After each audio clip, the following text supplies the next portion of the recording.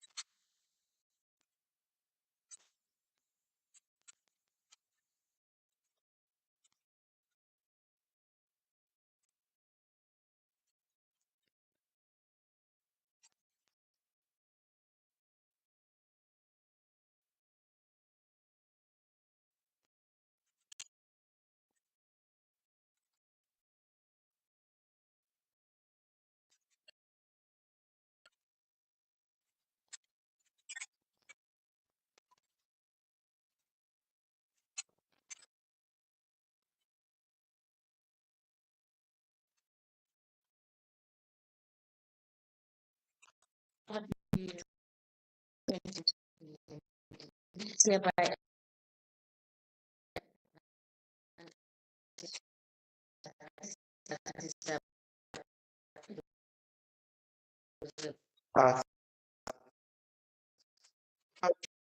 uh, uh, Q as in licensing manager. Actually, doesn't manage. Wow. How the license collection making sure that the amount of money is deposited back?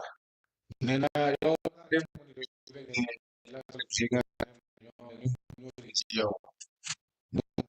yo program that yep li nga xam ne jot nañ ko si nit ñi ngay si yow. No. When it's paid to the bank. Excuse me. Maanaam xaalis bu ñu dee jot nit ñi dañ ko defee bank. Waa ñun aman suñu liggéey as license for me my work as far as from when I collected to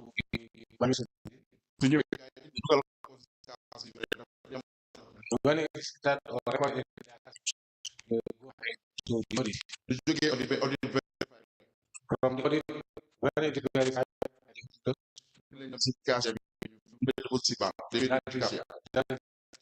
yeah, make payment. We don't do payments at the bank.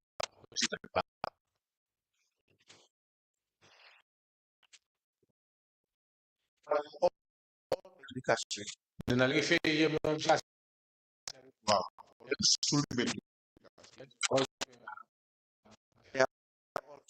Then I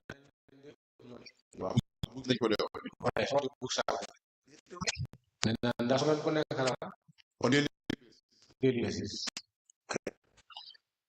Now, you register with you.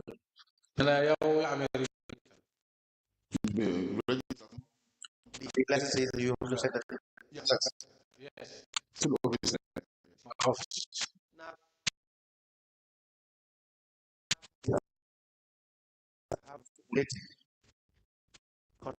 And I think is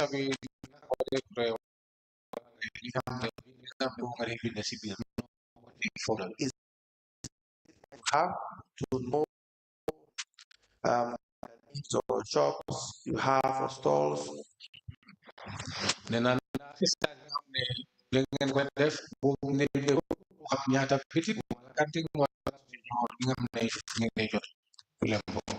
The register I found this register there. We went with 2019. When I came Register so more than you do have just business close now. Business are those which are Do you know how many witnesses you have? That from how many witnesses you've had? I'm here for 2023. How many? How many witnesses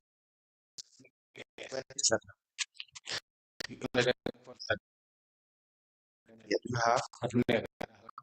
No, no. No. Or there, Ana suka kene kilifa like we will ask for stand out. dan nañ la bu nga xaar You will take the register to print out the bu nga gis ko da witness, the system copied in the register.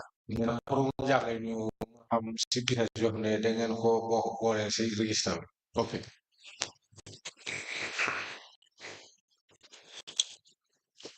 The application is granted.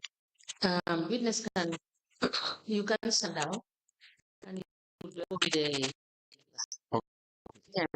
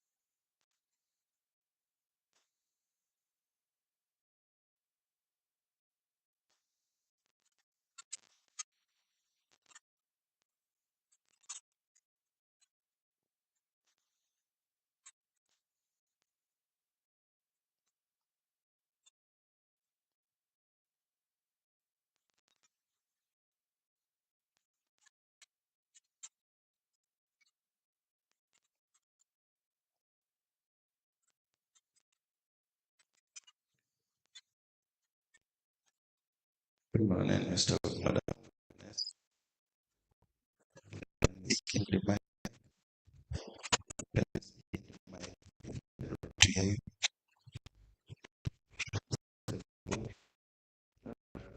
Can you what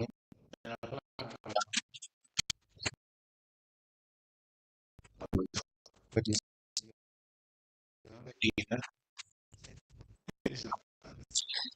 the way permission? war nga pour nga jël courant bi nga téye ko nga waat wala doo téye courant na nga ekkati sa loxo nga waat man nga tànn si ñaar yi I'm ready to take what from the Quran. Okay, Madam Chair, the witness wishes to swear by the book. Hold the Holy Quran by your right hand. Ni nga téye ko sa si yoon. Speak into the mic. Nee sooy wax nga wax si mic bi nga wax ci kaw ni yëpp dégg la. I, Fatou Diouf. I'll wait for the interpreter. I, Fatou Diouf. Dina wax ne man Fatou Diouf. Man Fatou. Do swear that ma nga ñëw waat ne I'll speak the truth naa wax dëgg the whole truth, Dega and nothing but the truth. Dara ludul dega. Dara ludul dega. So help me God. Suma diganta yalla. Thank you. You may be kindly seated. Madam Chair, the witness is sworn. I have the honor to hand over the witness to for us.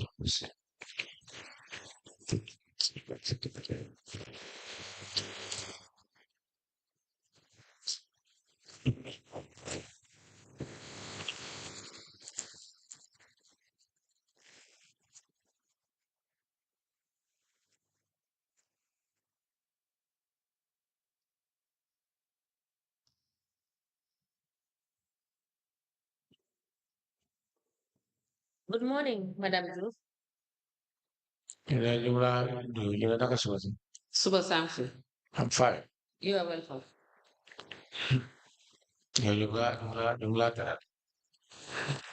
Council, we may proceed.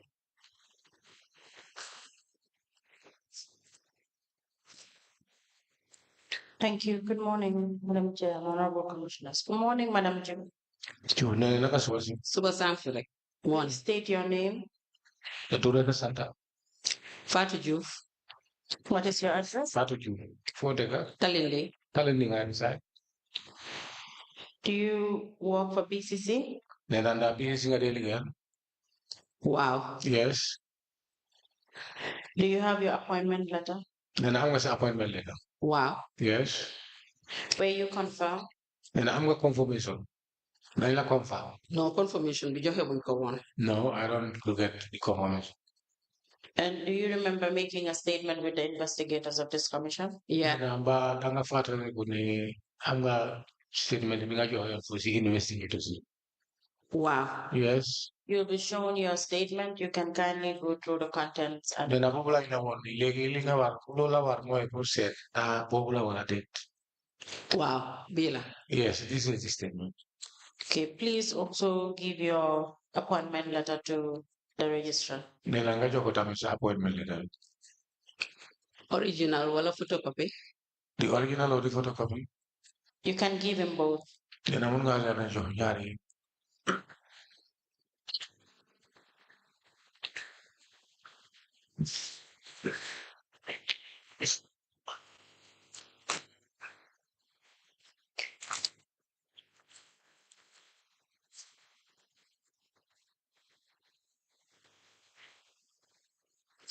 Madam Chair, we apply to tender the appointment letter addressed to the witness Ms. Fatu Ju, dated 23rd day of April 2019, signed by the CEO, copied Lord Mayor, Admin Manager, BCC, Acting Director of Finance, Audit Manager.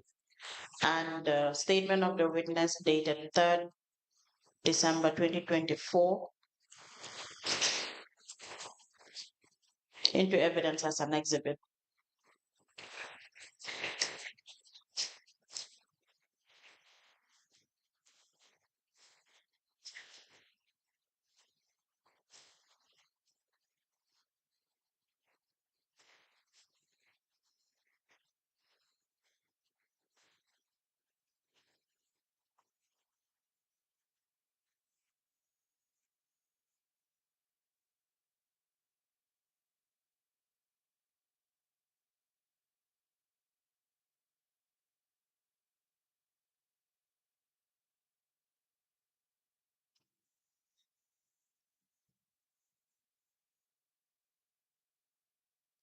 Different. This is the. This is.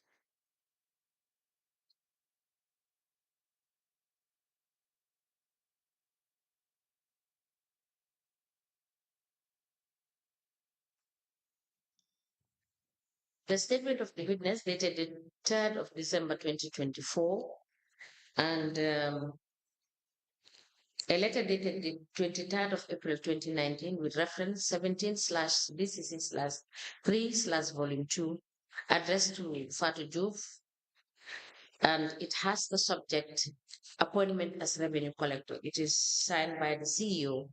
It is copied to the Lord Mayor, Admin Manager, Acting Director of Finance, Audit Manager, and a file copy is maintained. These two documents are admitted in evidence as exhibit, and they are marked as LVC/BCC/FD/001. As the Commission pleases. Madam Ju, since 2019, you're appointed as a revenue collector. What sort of revenue do you collect? Depuis 2018 dañ la jël liggéey nga nekk revenue collector dana ban façon revenue nga dee collect. Cost recovery. Madam Ju, can you please repeat your answer? The interpreter didn't get you. Dana nga waar li nga wax dégguma la nga ne loolu lan mooy ban fànn. Dégguma sa question bi bu baax. Nena depuis bi nga la jël liggéey da nga nekk revenue collector dana ban fànn nga nekkoon di collect revenue ban façon revenue. Cost recovery. Cost recovery. Now, cost recovery, how often do you collect revenue? Nena cost recovery kañ ak kañ nga dee dem di jëli lempo foofu. Yearly lañ dee jël. Yearly. Wow. Do you have your cash book? Nena am nga sa cash book. Waaw maa ngi amee sama cash book. Yes, I do have my cash book. From 2019 to 2023? Nena jóge ko 2019 hati 2023. Madam Ju? Wow. Yes.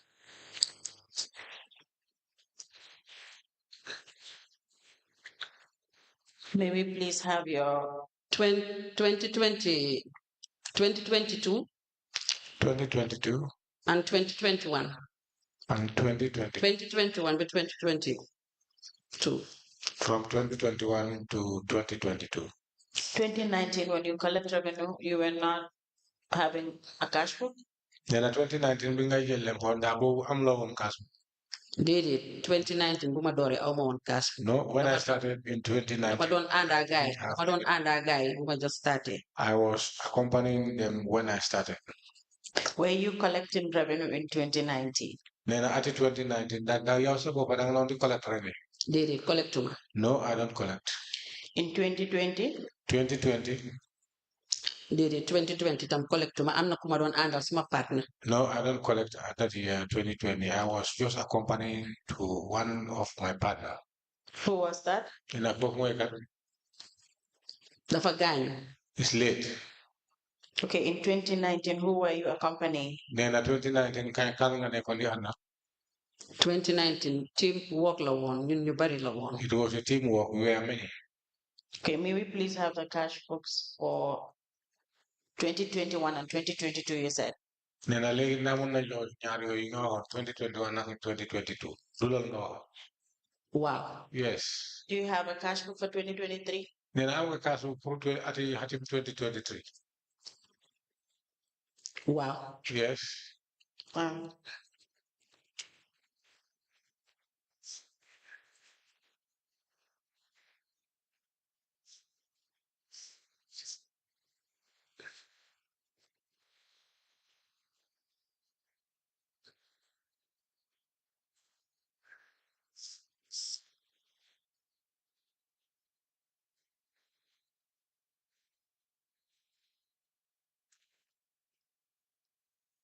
Madam Juve, when do you normally start collecting revenue in 2021?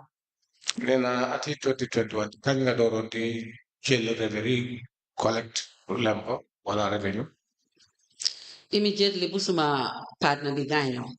Immediately after my partner's device.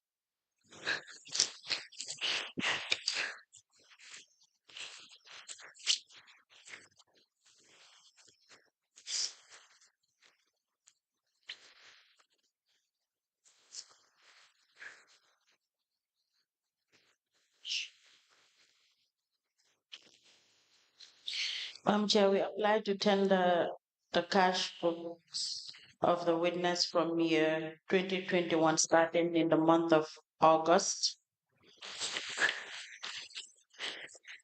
to year 2023, all into evidence as an exhibit.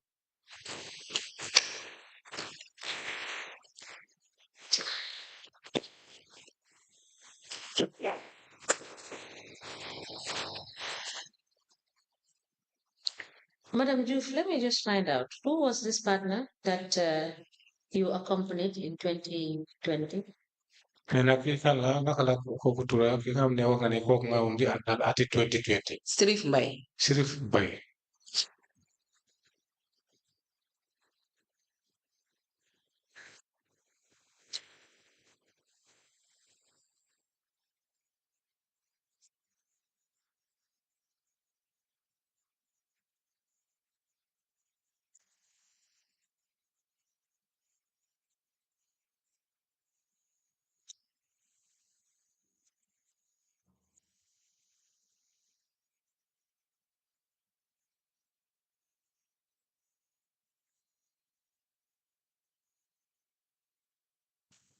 The cash books maintained by the witness, Fatu Juf, covering the period 2021 August to 2023.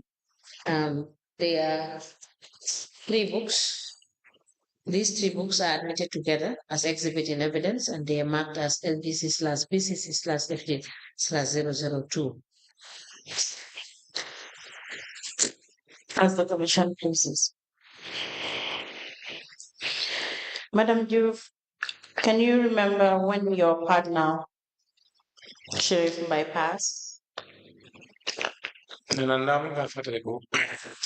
Déedéet mënuma fàttali. Sirif bay kañ la gaañu. Déedéet mënuma koo fàttali. No, I cannot remember. Now, who was your supervisor? Nena kan mo nekkoon sa supervisor? After bu Sirif Mbay gaañu. After the demise of Sirif Mbay? No, before. Who was your supervisor? I thought Mr. Sheriff Mbai was your partner. Nena wax nga ne Sirif Mbay moom sa partner la woon yéen a dee ànd nena kan moo nekkoon seen supervisor jamono. Non maa Sirif Mbay rek ñoo daan ànd. No, I was just accompanied by Sirif. Now, who are you answerable to? Nena si kan ngeen dee uyu. Si kan lañ dee. Uyu kan moo seen jiit foofu wala seen boss soo leen ñëwee si kan nga dee dem report. Suñ ñëwee. Waaw. Sirif daf dee compter. Suñ ñëwee si office bi ñun ñu fa nekka ku war suñ lead mooy woon Marimo. Whenever we came to the office, Sirif is in charge of counting the monies. And then, who are you and Sheriff answerable to? That's my question. Nena laajte bi mooy yéen si kan ngeen uyu si kan ngeen dee uyu kan mooy seen. What's your boss? Kan mooy sa Your- boss. Marimo mooy woon suñ acting boss bi. Marimo was our acting boss. Marimo is the full name. Nena loolu mooy turam Marimo. Marie Louise moo. Marie Louise Moore.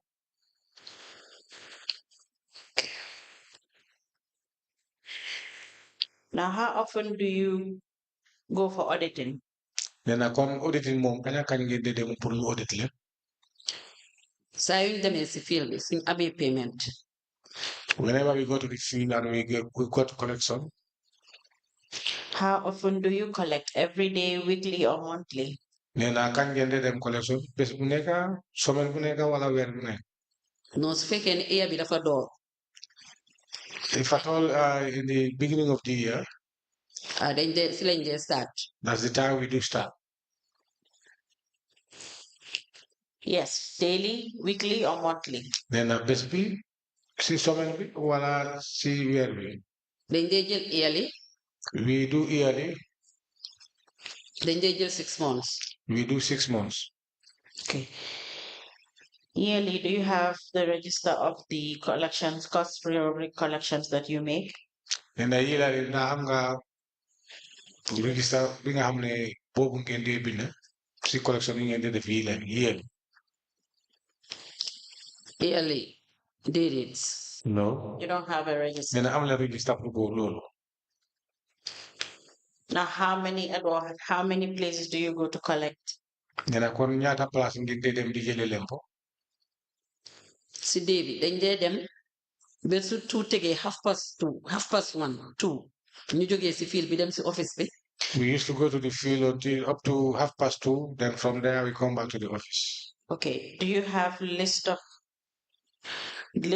places that you go for your collections as an assessment report or the list of businesses or places that you do the collection for. Maybe let's say 50 places, 30 places, or just how many places do you do the collections?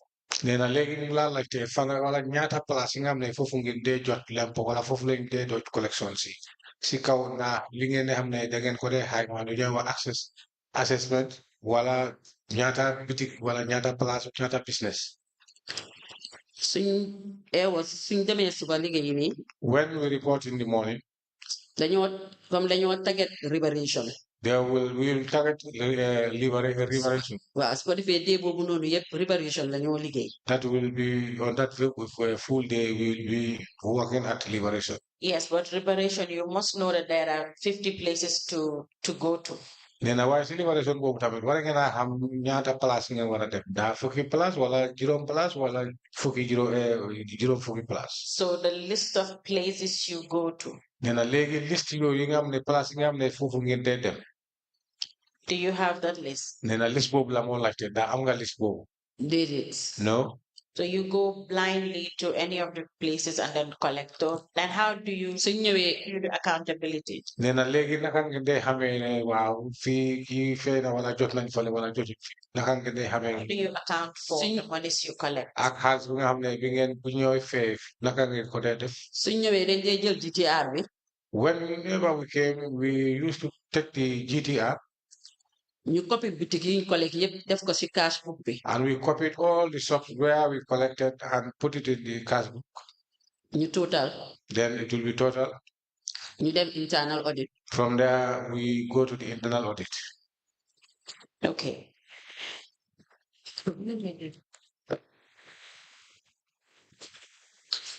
Madam Ju, you have, since you told the commission that you are under the recovery unit, right? Then, luanga fi na yaw si recovery unit. It will be correct to say that you are normally given a list of the properties that have not paid that you need to recover. Nena kon dina wer ni na dana wax ni nit wax ni lolu degal la da ngeen de am list bi nga xam ne bu wone ne business bi wala bitik bi ñoo feet ñoo amee bor.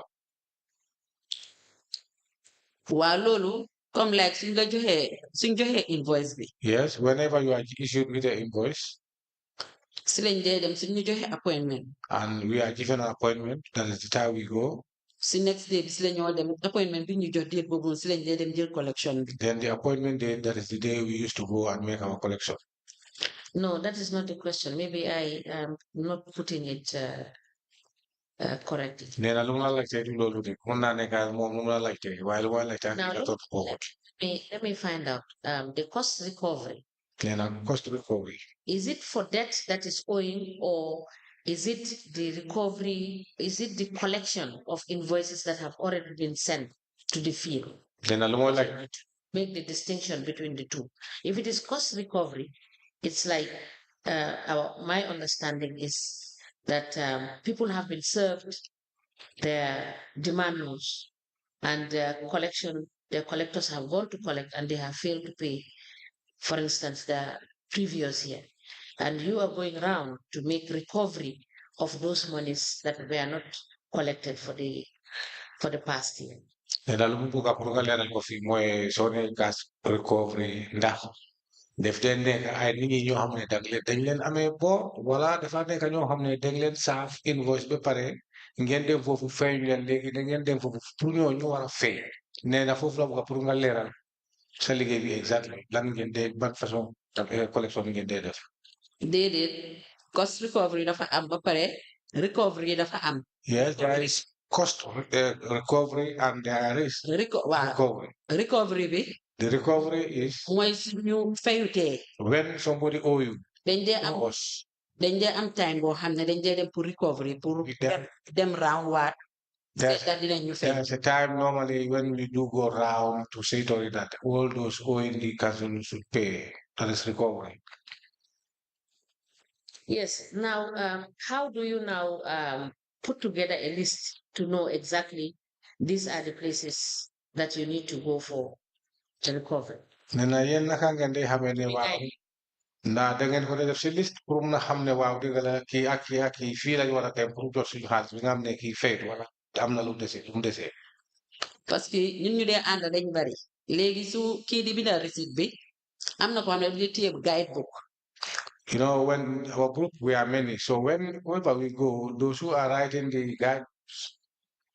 boo xam ne suñ la joxee invoice.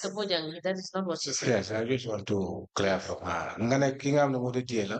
daf dee am ku dee téye waybook bi. Okay, somebody will be having the waybook. su ko defee suñ joxee invoice suñ la joxee invoice dañ fa dee binda sa tur si waybook bi. Whenever you are served with an invoice, your name will be written on that waybook. waaw su ko defee si turu noonu lañ dee xamee ne kii fay na wala kii fayut. And that is true. We normally know who pays and who don't pay. So it is the waybook that you take along when you go for cost recovery. Then upon so let them cost recovery waybook. waybook bi lañ dee demee waaye man du ma dee amee waybook bi. Yes, that's correct. But for me, I don't have the waybook. What's the waybook? Then I can't more amee waybook bi. waybook bi ñun team lañ dañ bari. We are many. We are team. Yéen ñaata. Team yi yéen ñaata. dem nañ ba ñun 5. We are 5 in number. waaye ñaar yi retire nañ. ku daan amee ku daan téye waybook bi dafa retire. And the one who was on the holding the waybook is retired. So who is handling the waybook now? Nee na léegi si loxo kan la nekk. non kooku bum retire ba léegi. No, since he retired till now. parce que yàggut a retire nii.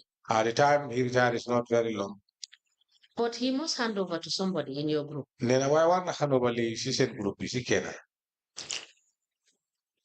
Who did he hand over to? Nee na moom book bi kan la hand over.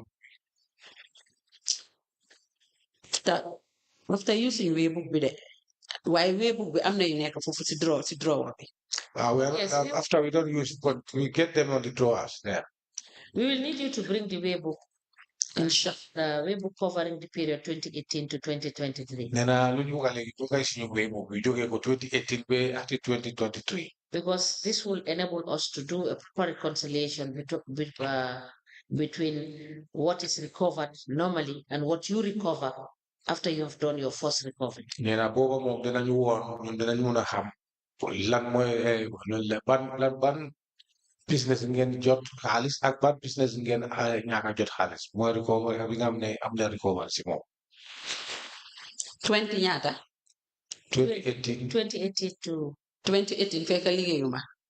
2018 I was not working at the time. You said you started in 2019. Yeah. And I was 2019 at all. Yes. So you please bring us the waybook.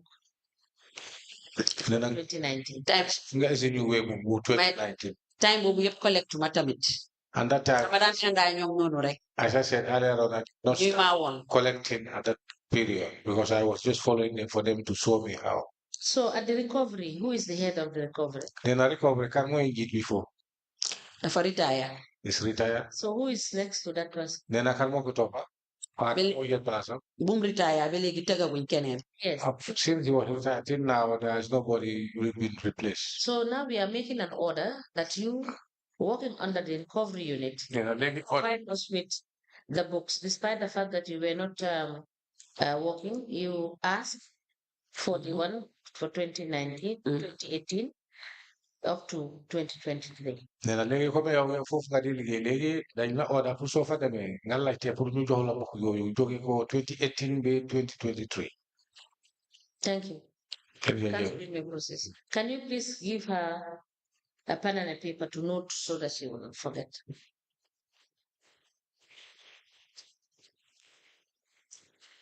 Nena pour nga bind ko nga bañ a fàtte yëpp li nga xam ne laaj dañ la ko laajte pour nga isi yoone. man liggéeyuma fu mu nekk. Okay.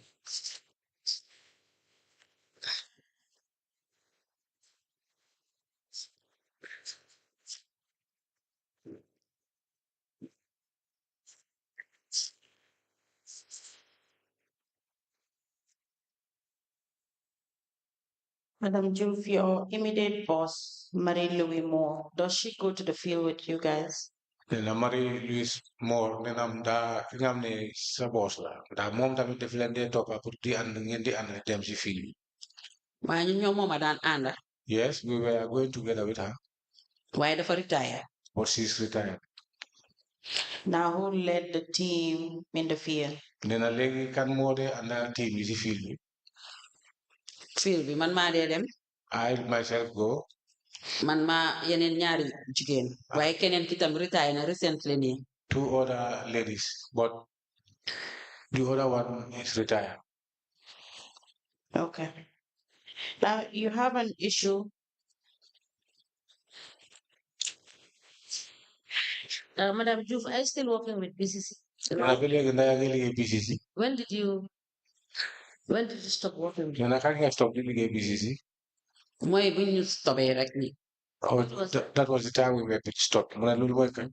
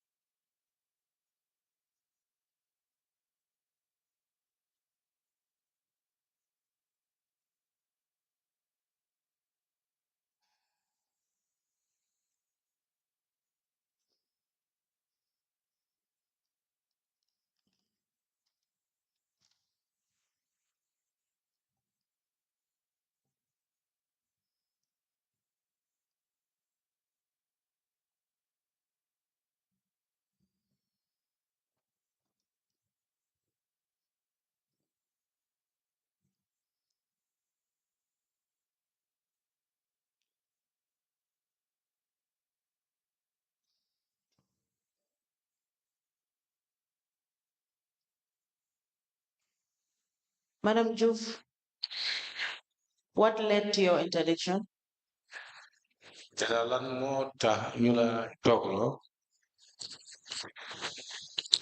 dama toog I was just sitting, it happened. CEO call ma I was called by the CEO mu ne ma gars yi audit yi dañ ma binda and said to me that the auditors have written to me ne dama am suppression that I had a suppressor.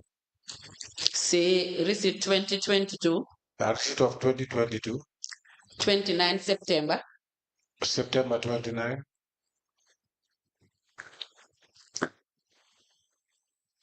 Yes, please go on. dama dem 29 September boobu dama dem collection That very day, dem collect September, I went for collection. léegi ma am collection And when I did the collection, ma am 22,400 I had 22,400. ma agsi si office bi ma count ko When I came to the office, I counted the monies mumut and it was exactly, ma dem internal audit I went to the internal audit ñu cegal ma and it was checked. ma jógee foofu From there, ma dem si cashier bi I went to the cashier. Umi Dabo That was Umidamo. mu check ko It was checked maa ngi taxaw mu receipt ko in my presence and she receipted it, mu sign ko signed. ma joxe gannaaw I left. That receipt, is it in your cash book? yes Now I'll tender your interdiction letter, then we can go ahead with this issue, okay? Nena legi hala mu duga letter bi gis ne approach fi fa joge ñu dal di côté. Madam Chair, we apply to tender a letter dated 22nd October 2024 addressed to Ms. Fatu Juf, Revenue Collector, Cost Recovery Unit, subject convey of immediate interdiction, signed by the CEO, Mr. Yusuf Ejalo, copied Lord Mayor, Chairman, Local Government Service Commission, Permanent Secretary, Auditor General, Director of Admin, and Acting Director of Finance, and Director of Audit into evidence as an exhibit.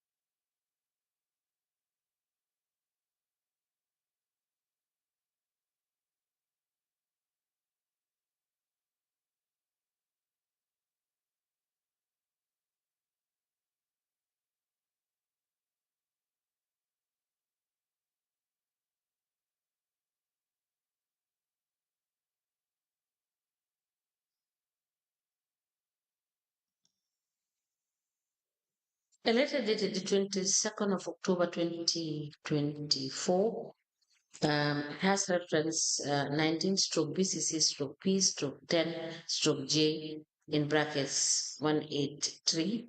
It is addressed to Ms. Fatu Juve, and it has subject convey of immediate interdiction.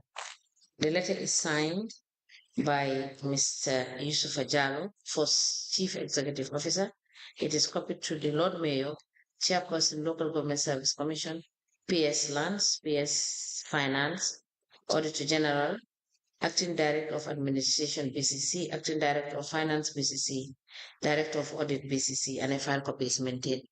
This letter is admitted in evidence as an exhibit, and it is marked as LGC/ECC/50/003. That's the commission, please. Yes, you Now- proceed. Thank you. Ms. Juve, the issue of this 22,400, you said you paid and the cashier gave you a GTI receipt. Yes. Then halis bi nga wax ne yow wax nga ne fee nga ba ñu jox la receipt. Wow. Yes. And you confirm it at the time. Nee na jamono boobu da nga confirm ne waaw xaalis bi mut na te jot nga receipt. Wow, confirm now. Yes, I confirmed it. When did you learn that she only banked $100 in? Nee na kañ nga yëg ne moom $100 bi rek la dugal si banque. Buma CEO calling. When the CEO called me. When was this? Nee na lii kañ la woon. Buma CEO calling, mooy bu gaay audit si ñëwee audit ba pare dem. This was the time when I was called by the CEO. This was the time after just have audited and left.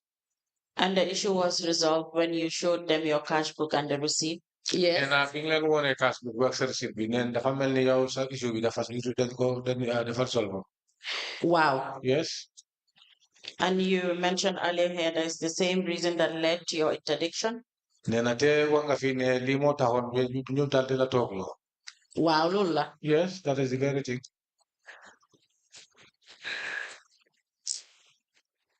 Or was there any other reason why you were interdicted? Nee na ndax am na leneen lu tax Déedéet. ñu la toogloo. No. Déedéet. Receipt bi la te mu ngi nii suma cash book. That's the only reason, and I have the receipt in my cash book.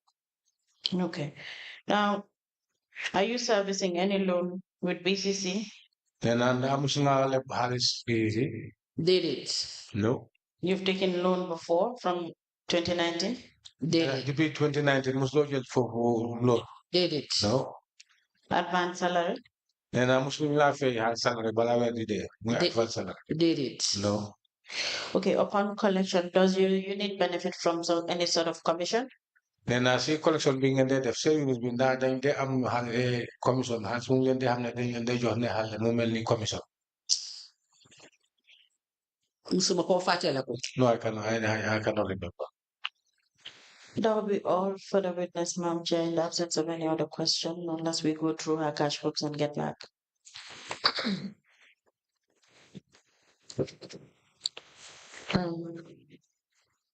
Miss Juve, the unit, the cost recovery unit, Nee na does it have its own tariffs? nee na seen cost recovery unit ndax yéen tamit da ngeen am seen own tariff. Comme like license suñ demee ñoom suñ liyee ñun dañ doon liggéey through under gannaaw license. We were working under the license. No, what I'm asking is, Nee na lu muy laajte mooy. does the cost recovery unit has tariffs of its own? Wow. Nee na ndax yéen da ngeen am tariff seen boppa. Wow. Yes. So please provide us with the tariffs. Nee na tariff bi tamit nga bind ko pour nga bañ a fàtte nga isiwaale ko. Wow. Wow. Bind ko.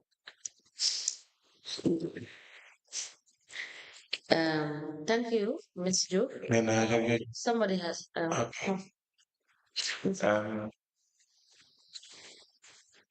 Madam Juve. Nee na yow Madam Juve. I needed to clear this from my head. Mu ne dafa bëgg pour mu leeral wala dara da nga xam ne daf ko ëpp dafa bëgg pour loolu leer. Your suppression. Nee na manche bi nga xam ne dañ la ko wax. was in 2022. Am I right? Nenali 2022 Query query was for 2022. nena query bi nga xam ne audit def nañ ko lii boobu pour 2022. Wow. Yes. And you did not receive any query from 2022?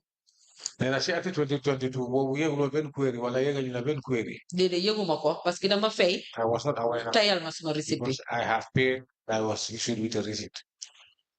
Now, you knew about this in 2024? Nena 2024 nga yëgoon lii. Wow. Yes. Now, what did you do when you heard about this? Nena yow loo defoon buñ la ko yëgalee. Ah dama jaaxle parce que ku dem dañ la fayal jël GTR bi fayal la receiptal la ko sa receipt book bi. I was surprised because somebody who deposited monies and it was receipted. ñu oola benn di rek wax ne la call la ne la ñëwal léegi nii dañ la soxla. And one day you were called to say we need you right now. bu ma ñëwee ñu wax ma ko. When I went, I was told.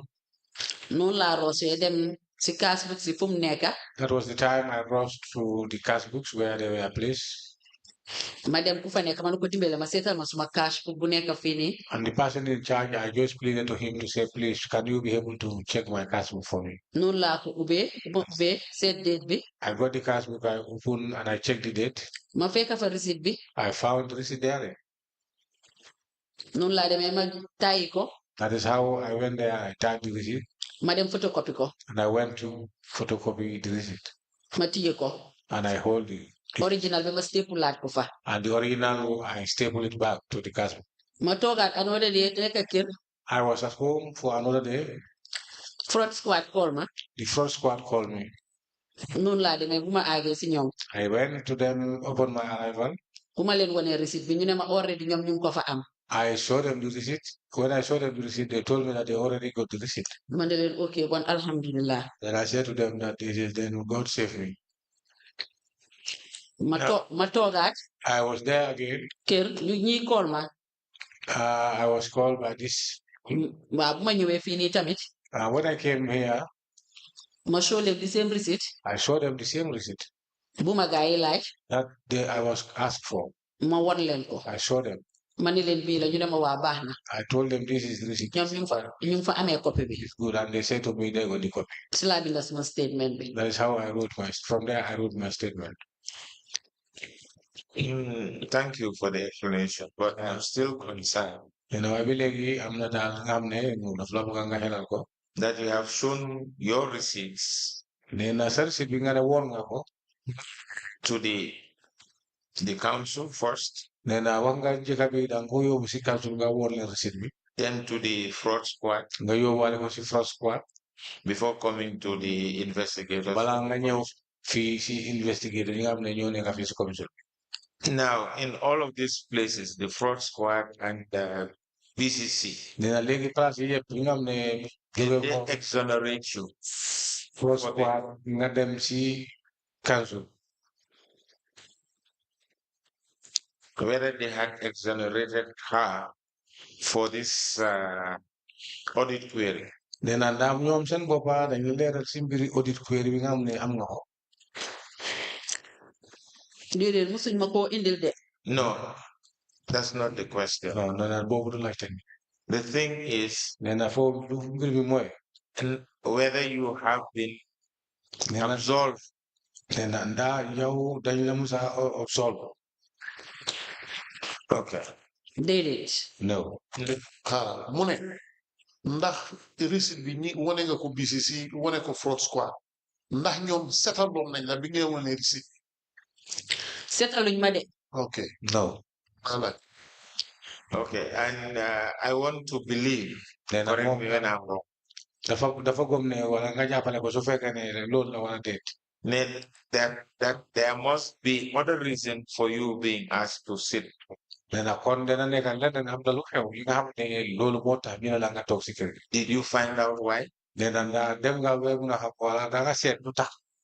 waaw find out na. Yes, I do find out. And what did they say? Lan lañ waxoon. the same thing bi lañ ma wax. The same thing I was told. That's baffling. Where you had shown them an official receipt. Official receipt. And they're still asking you to sit at home. And that was the reason why you were asked to sit at home.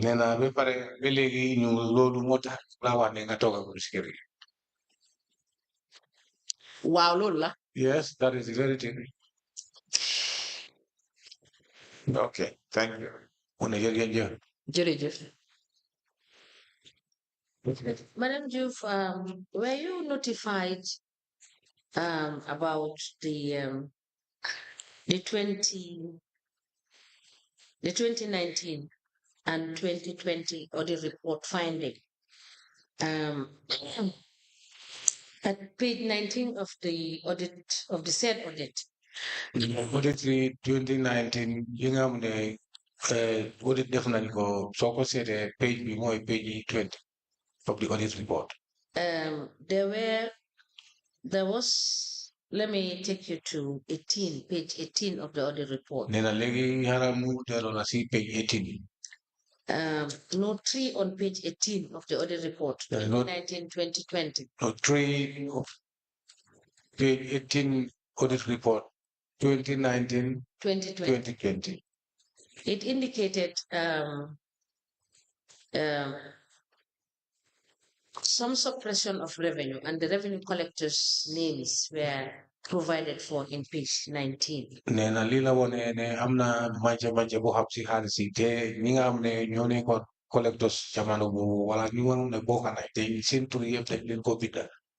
And the total amount Nena te has be binga amne wana ne bo mo is 1,393,737.60 buttons. Your name Nena te soko se te had be mo wana ne also too. is number 3 on the list. Nena bo ne kana nyetele bi si list bi. And an amount of 189,600. Nena te so se te ya osaji kinga wana 189,600. The receipt number, the number of receipts were 19 receipts. Nena te so se te no mengam ne receipt ngam ne wala na 90. Nena da yek ngali audit yuri imba yek ngako. Déedéet yëguma ko because of 2019 man liggéeyuma. No. 2020 tam jëluma book. I'm not aware of this because 2019 tam jëluma book. I don't work in the year 2019 and 2020. I have no cash book. Thank you so much. Nena jël jëf. We will look at your cash books. Nena na se cash book. At documents that we have. Nena te kaiti ngam ne dugal ko fi tan ko se. There is a need to call you back. Su fekkee na am solo pour ñu wala atlat nañ la. Madam Chair, something. Jërëjëf. You can proceed, Council. Thank you.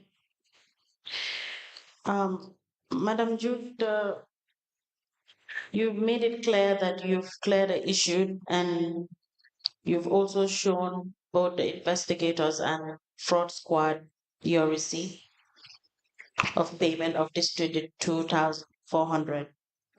Na wanga fine yaw sa bopa da nga leral ni parce que lu taw mo has we fe nga ko pare am the receipt bi tamit wanga ne da ko wone gaay from first squad gaay si len fi tamit gaay si ko fi tamit won ko investigate aussi.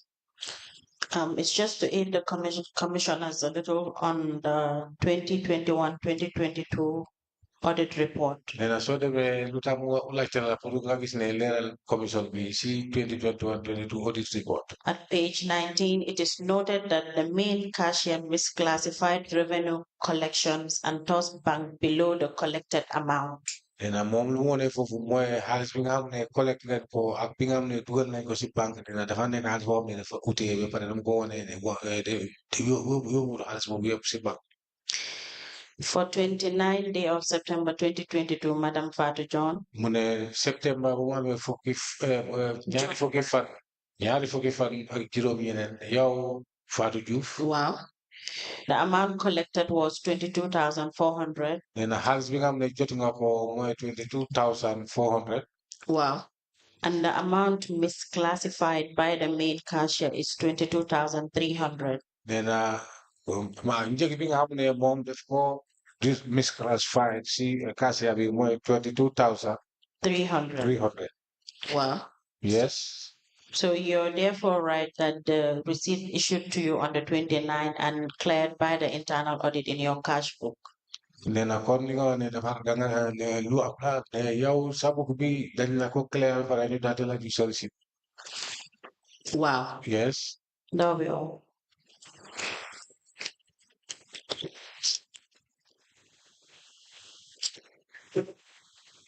Miss Diouf, nee na yow Miss Diouf nee na jërëjëf sa ñëwaay bi. we will review your books, nee na nañ seet sa bopp si. and if there is any need for us to call you again to ñoom clarify issues, su fekkee ne nañ la soxla pour oola nga ñëw leeral ñu mbir nañ la oo. we will do so. nee nañ la oo. Baax na You are jërëjëf. discharged. jërëjëf ñu ne léegi fu mu ne nii jeexal na ak yow. And please endeavor to bring us the tariffs and the way book. nee na nga fàttaliku tarif bi ak wéebu bi nga try ngay si. Thank you.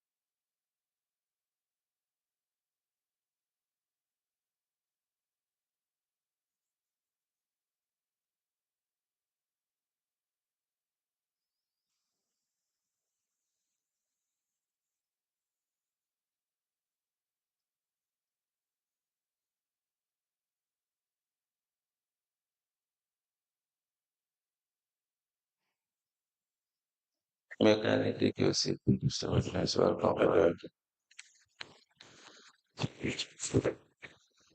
Mr. Witness, you are still on the oath before I hand you over to Madam Chair for us to proceed. nee na ba léegi nga fàttaliku ne waat bi nga waatoon ci moo nekk ci yow bi. Madam Chair, over to You are welcome back, Mr. Lau. Yes, ma'am. Thank you.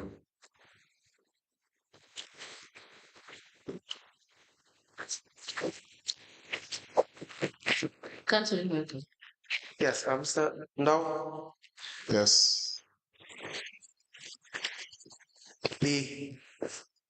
your bank statement of account. Yes. nee na sa bank statement of account. You said you have one with Ajib. nee na xam nga wax nga fi ne yaa ngi am account si Ajib. That is your salary account. Basic. Basic. Basic. Yes, and then the other one with EcoBank. Yes. beneen bi si Ecobank. Do you have any business, private business? nee na am nga beneen business. That bi you nga have? def. Registered business, daily. No. Okay. How many years have you worked with council? ñaata at yaa ngi liggéey council.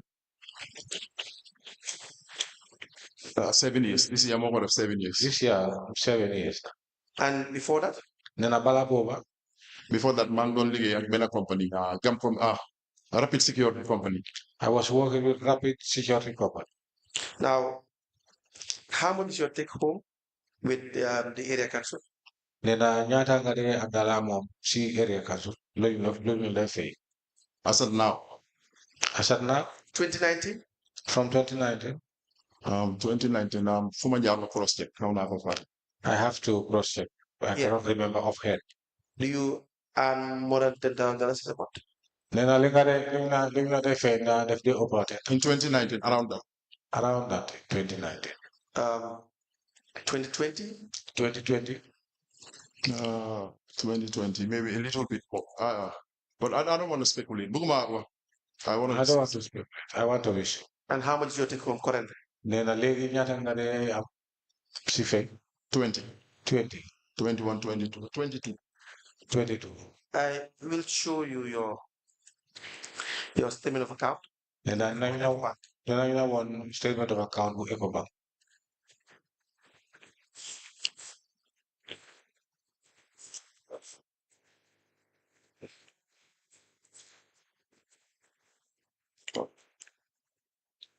Yes, you've confirmed that this is your statement of account.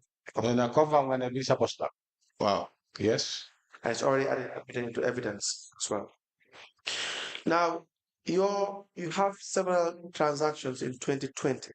Then I think 2020, I'm going for several transactions. If you turn to page 3, Then I saw the very page 3. Yes.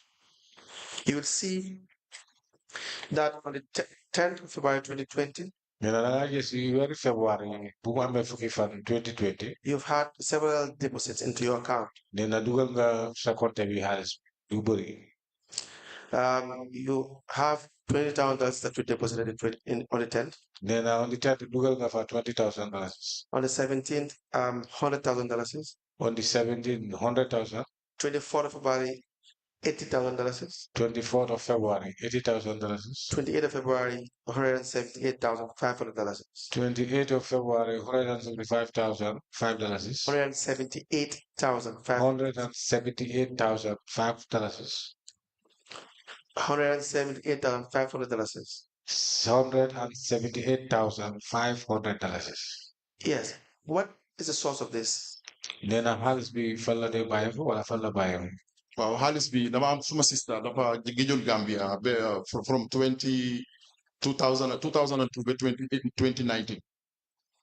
My sister? Suma sister man dafa gijoon Gambia from 2002 to 2019. My sister missed this country, the Gambia, from 2002 2002 to 2019. to 2019. So moom bi mu ñëwee dafa am xaalis bu indiwaale woon. So when she came, it happened, she came along with some money. Parce que dafa am lifin kër yoo xam ne moom mu ngi ko am fii mu ngi ko sampa. Because she have some projects of which she is constructing. Yeah. So bi mu ñëwee xaalis bi daf ko bàyyi woon suma xaalis suma loxo xawoon naa bari nag. So when she came, she left some monies with me, and that monies were a lot of money in my hand. After all bi mu ñibbee. After when she left, she then asked me to change the monies and put it into my accounts. How much? Well, actually, I got a few thousands of pounds. It's about some few thousands pounds. Few thousand pounds can be 1,000 pounds. It can be not 1,000 pounds. Then so a few thousand, 1,000 pounds. 3,000 pounds. 3,000 pounds. No. This has been a long time. Why? But we need to know. Well, actually, I got the hands with $10. The money was dollars. When it was changed to dollars, it was plenty money. How much? How much? I think around 500,000 now. Nothing less than more than 500,000. Nothing less than 500,000. But if you withdrew the amount, why did you not deposit into your account one time? Why would you do periodic deposits? Then I saw it where hands look at account Jamano to Jamano. So no hands be waiting more than next problem. No, the problem was the changing of this set monies. That'd be a problem. That can't make a problem. No, I have the hands for having more. The monies that I don't own. So for my I have to check instructions from the owner. Exactly. You had said you had to change the money. It's a hard currency, foreign currency. You change the money and then put it into your account. That should be one transaction. Then I want to if has been more within real joke, but we will change. I has the Kabi, Gadal, the code of transaction. That is true. That is true. What it could do, it too can be breakdown as I did it. It also makes sense, but then let's proceed. We have. And a little more so said that since why not continue? 9th March 2020. Then very March 2020. 125,000. $125,000. 16th March 2020. Then March 16th, 2020. $140,000. $140,000. 23rd of March 2020. 23rd of March 2020. $45,000. $45,000. Is that the same? Then you better have I'm not your say Harris. I'm not your Harris. Some of them are those monies, but some of these are not from those monies. Okay. What is the other source of these monies that you have been deposited? Nena kon benen xaalis bi moom fan la bàyyeeko bi nga xam ne boobu tax yaa ci déposit. waaw yooyu daf day nekk xaalis boo xam ne comme everybody rek léegi-léeg nga am sa toppatoo. léeg-léeg. ma ne léegi-léeg nga am yoo xam ne dañu ko toppatoo personally. Yes, that is sometimes you can make the monies that you can make personally. What kind of side hustle are you referring to here? Nena ban bor su nga xam ne boobu ngay def ni nga mën a am xaalis ban façon hustle la. Side hustle. non léegi waa kan sul dëkk bi nekk léegi-léeg nga am yoo xam ne you cannot disclose dafa nekk yoo xam ne sa side toppatoo la rek. Yeah, sometimes in this town you can have your side things that you cannot be able to dispose. So you have to disclose it. We have to know the source of the Spanish. You are a licensed manager. You know, I had told you earlier.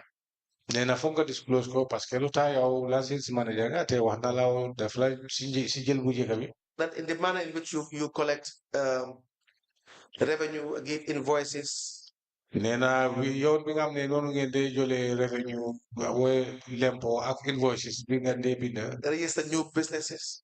Ak register new business bi nga business yu bees. Update the license register. Nga update ko si license register. Does not make sense because you cannot account for the actual income that you are supposed to generate. Wax naa la ko fii ne loolu moom nu mooy àndee amul benn sens wane dara loo xam ne am na sens parce que lu tax doo mun a bone xaalis bi nga xam ne boobu nga jot si. If you have 10 new businesses, no one would know if you decide not to disclose this 10 new. Nee na soo demee nga am fukki business yu bees te bëgguloo kenn xam nee na kenn du ko mun a yëg parce que binduloo ko wala amuloo place yi nga xam ne nit ñi foofu lañ ko mun a yëgee. 30th March, you had deposit of $44,000 says. In a March, who am I $44,000 nga deposit? Just hold on a minute.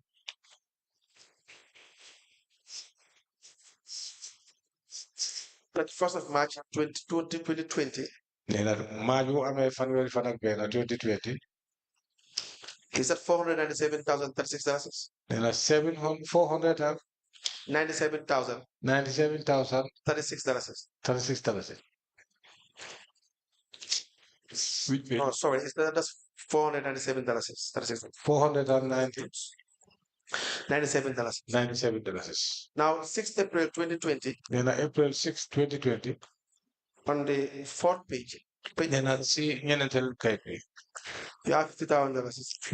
$50,000 in the deposit. Club it together? Then I can go. Mango is well. Yes. 6th June. Then I June 6th. Oh, sorry, 8th June 2020. Then 8 June 2020. 45,000. 45,000. And if you turn to page 7. Then I saw on page 7. Where you made a deposit on the 5th of January 2021. The 5th January 2021. $100,000 as well. $100,000. On the 7th of January. 7th of January. Another $100,000. Another $100,000. That's money. Then I has been fun got by me. Well, how is it up there? Remittance, These are remittance sent to me. Do you have the proof of that? Then I'm going to prove we want it. Well, I'm not going to find out by you. Yes, I can be able to lobby someone. We need you to show us this proof of remittance. Okay, no problem. I'm the majority of them deny any proof. Yes, the majority of this I will bring the proof. We have 22nd of January 2021, $50,000 $50,000 July 22nd. 3rd February 2021. 3rd February 2021. $150,000. $150,000. No, another $50,000. Another $50,000. 8th February 2021. 8th of February 2021. $174,600. $174,600. That is also a remittance. Then about the remittance. Yes. Yes. 15th of February 2021. 15th of February 2021. $663,769. $663,769. $69. 21 buttons. That's also remittance. Both the remittance. No, for my job, story affaire yi bu baax mo la ñu nekk remittance yi nga xam ne and check it properly. trop nekkul Those remittance and those Parce that que are not. how na yàgg Because it have been a while. 22nd February 2021, you have $130,000 in your account. 22nd February 2021, you have $30,000. $30,000 in your account. 1st February, March 2021, March 2021, 160. 160. 8 March 2021. 8th of March 2021. 205,000. 205,000. 15th March 2021. 15th March 2021. $69,600. $69,600. Okay. Let me just say it so it will be fast, Mr. Bojan. Very well. Since we are both saying it in English. In English, very well. 29th of March 2021, 40,000. 6th April 2021, 37,000. The list goes on, Mr. You have 24th of November 2021, $24,000. On the 17th of January 2021, you deposited $304,500 into your account. 24th of February 2021, you have $330,000 into your account. 28 January 2022, 170,000. That's on page 15. And please correct me if I am wrong. 4th February 2022, you have $150,000. 14th of February 2022, $140,000. 24th of November 2022, 35,000. Yes. So we will provide you with the list. Okay. We will provide you with the list. Danañ la provide si ak list bi lañ la jox. Sums that you have deposited into your account mooy xam ne dugal nga ko si sa account. is in the millions of dollars. nee na yooyu ay million la si dalasi. And you work as a license manager. Yes. yow sa liggéey bi mooy license manager. Wow. Yes. Deal with the collection of revenue. nee na yow sa liggéey bi mooy collection of revenue xas bi nga xam ne dañ ko jot si lempo wala naamam. Do you understand? Wow, man, is invoice. Wow. Yes, I do bring the invoice. You have land properties. nee na am nga ay land property wala kër ay kër. Well, I'm not ñaari land. Yes, I have two. Where? nee na fan. One at Jambanjeri. One at Jambanjeri. And the other, beneen bi mu ngi nekk Tobacco. The other one in Banjul, Tobacco. You purchase a property in Tobacco. nee na da nga jënd kër Tobacco. Déedéet boobu dama ko inherit from my father. No, I inherited that from my father. Did you have any property that you constructed? nee na am nga kër nga xam ne da nga ko sampa. Déedéet. No. Vehicles, how many? nee na ñaata moto nga am. Benn moto. One. Okay, well, what is the make? nee na ban marque la. Nissan Pathfinder.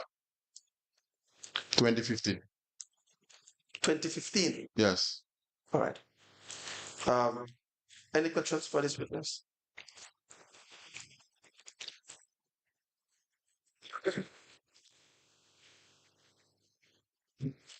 Now the register. Yes. We are still trying to print the register. Okay. nee na register bi dañ ko print. But we will need you during break to assist us in relation to the accuracy of what is printed. nee na léegi dañ la soxla during break pour nga seet ne li moo print pour nga jàppale ñun daa loolu moo nekk si biir mi wala déet. Okay. But I have the 2018 and 2019 here. nee na waaye am na fi 2018 2019. Okay. boobu mu ko amee.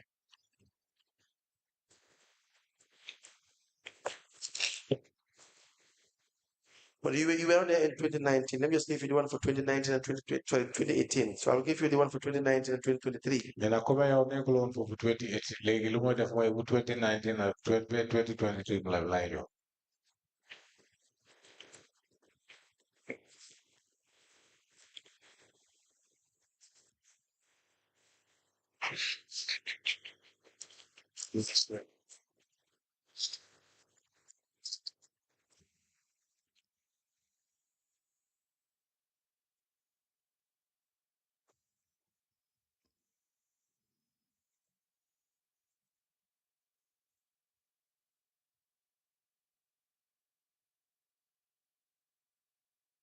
Please go through the 2019 and 2023 license register.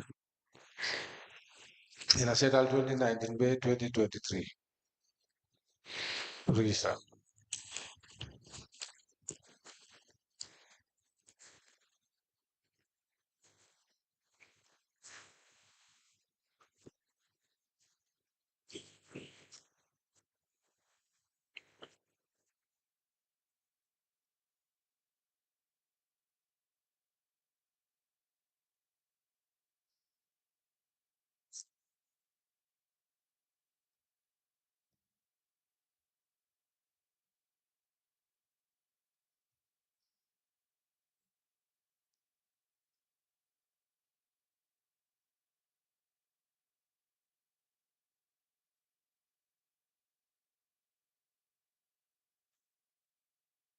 Yes, it is now. So I have seen it. Is that the complete one? Is it complete? When I copy like you play more for the complete. Well, there's something I want to highlight. I wanted to highlight something. Corporate institutions. Corporate institutions. Mooy banks yi ak GPA ak corporate bodies yi. GPA and others. In January, so finance manager bi moo ko dee invoice. January, our finance manager used to invoice them Parce que ñoom they pay direct to the bank. because they do pay direct to the bank. So finance manager moo dee amee invoicing boobu ak collection boobu. It's the finance manager who used to have those invoices. Okay. That is for the corporate institution. Corporate institution. Very well. Corporate I'm not sure whether we have the same understanding as to what a corporate institution is, but we say where moom xam nga yéen yëpp benn xam-xam ngeen am si soo ne cooperative institutions. so when you say corporate institutions, which I mean nee na soo ne corporate institution mooy yan banks, the bank, insurance company, telecommunication company, communication companies, ferry services, cargo handling. cargo handling. You're corporate institutions. They are the corporate. so do you have a list of all the companies that are collected by invoiced by the finance manager? nee na am nga list company yooyu nga xam ne sa finance manager bi moo leen di invoice. Waaw. Do you have the list? nee na am nga list boobu. Waaw list bi am naa ko. Yes, I do. Can you produce the list? nee na mën nga ñu isi list bi. Waaw dinaa ko indi. Yes, I will. Thank you. The other thing nee na leneen mooy is why is it that the finance manager is the one invoicing the corporate institution? nee na lu tax finance manager mu nekk koo xam ne moo di invoice corporate institution. Waaw man bi ma ñëwee loolu laa ko fekk. That is how I find it since I. But do you know why? man ndax xam nga lu tax. Waaw parce que the reason mooy dama foog ne because they pay directly to the bank. The reason is that, as I think, probably they are paid directly to the bank. So for moom moo dee jël responsibility parce que ñun. That is how I think he's taking the responsibility because of us. ñun dañu dee bàyyi commercial area bi. dama license dama nga invoice commercial area bi. Then we will leave it to invoice certain areas. Commercial area. Yes, commercial area. So moom moo dee handle corporate institution. And he do handle the corporate institution. Not cooperated. Now, Corporate institutions. yes. Now, the commercial area that you handle, Then a commercial area become the yaw yaw ame. the one that you issue invoice. Then a become the yaw yaw and the invoice. So your revenue collectors are directly under you, correct? And kon dafa mel ni yaw sa revenue collector si ñoom si saron lañ nekk. Waaw suma ron lañ ne. Yes, that's correct. They don't issue invoice. Then a ñoom duñ dee joxe invoice. ñoom dañ dee joxe invoice when it comes to the market su amee market exercise. They do whenever we have a market exercise. Aside from that, you are the one who issue invoice. Then a su dul loolu yaw yaa lay joxe invoice. Waaw. Yes.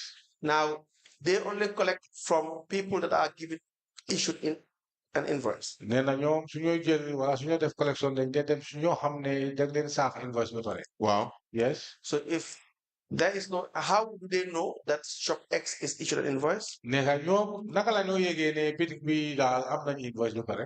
waaw loolu yomb na parce que ku nekk da nga am sa zone.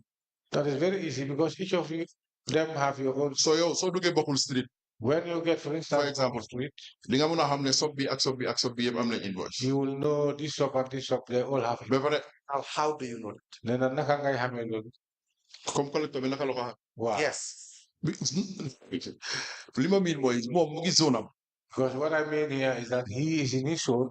So any big shop boo xam ne amul invoice. Any big shop that doesn't have an invoice. There is another unit boo xam ne ñooñu dee follow. There are another unit that used to follow us. moom la ñu di inspectorate unit. We call them the inspectorate unit. So ñoom seen responsibility mooy ñu inspect all invoices and all revenue areas. Their responsibility is to inspect that all these things are served and revenues are collected. That is not my question. Then a lot like it. But let's follow on that comment and then we on that answer and I come back to my question. Okay. They will follow up. And then you're the talk up. No. I am following up on his answer. Then I'm more yelling at the mom zero la moto. And then I'll come back to my identification. Then a super then you see more like So for every collector that goes to a zone, then a collector will have kept collector with them zone. for every collection, c'est collection boo xam ne def na for every exercise that they conduct. te exercise bi nga xam ne def nañ ko tam There's always an inspector with them. nee na always dañ am inspector ku leen di inspect. Well, collectors is suñ dee dem collecting. Yes, whenever they go for collection, Then they move at inspectors. they move together with inspectors. Next time. Man waxtu bu nekk. No, maybe léegi am yeneen engagements duñ dem why that is their duty. Dañ dee dem dañ dee ànd ak ñoom. May happens they don't go, but that is their duty to be there. All right. Let's just get your mode of operation. Nee na yow ni nga dee doxale bi loolu la ko.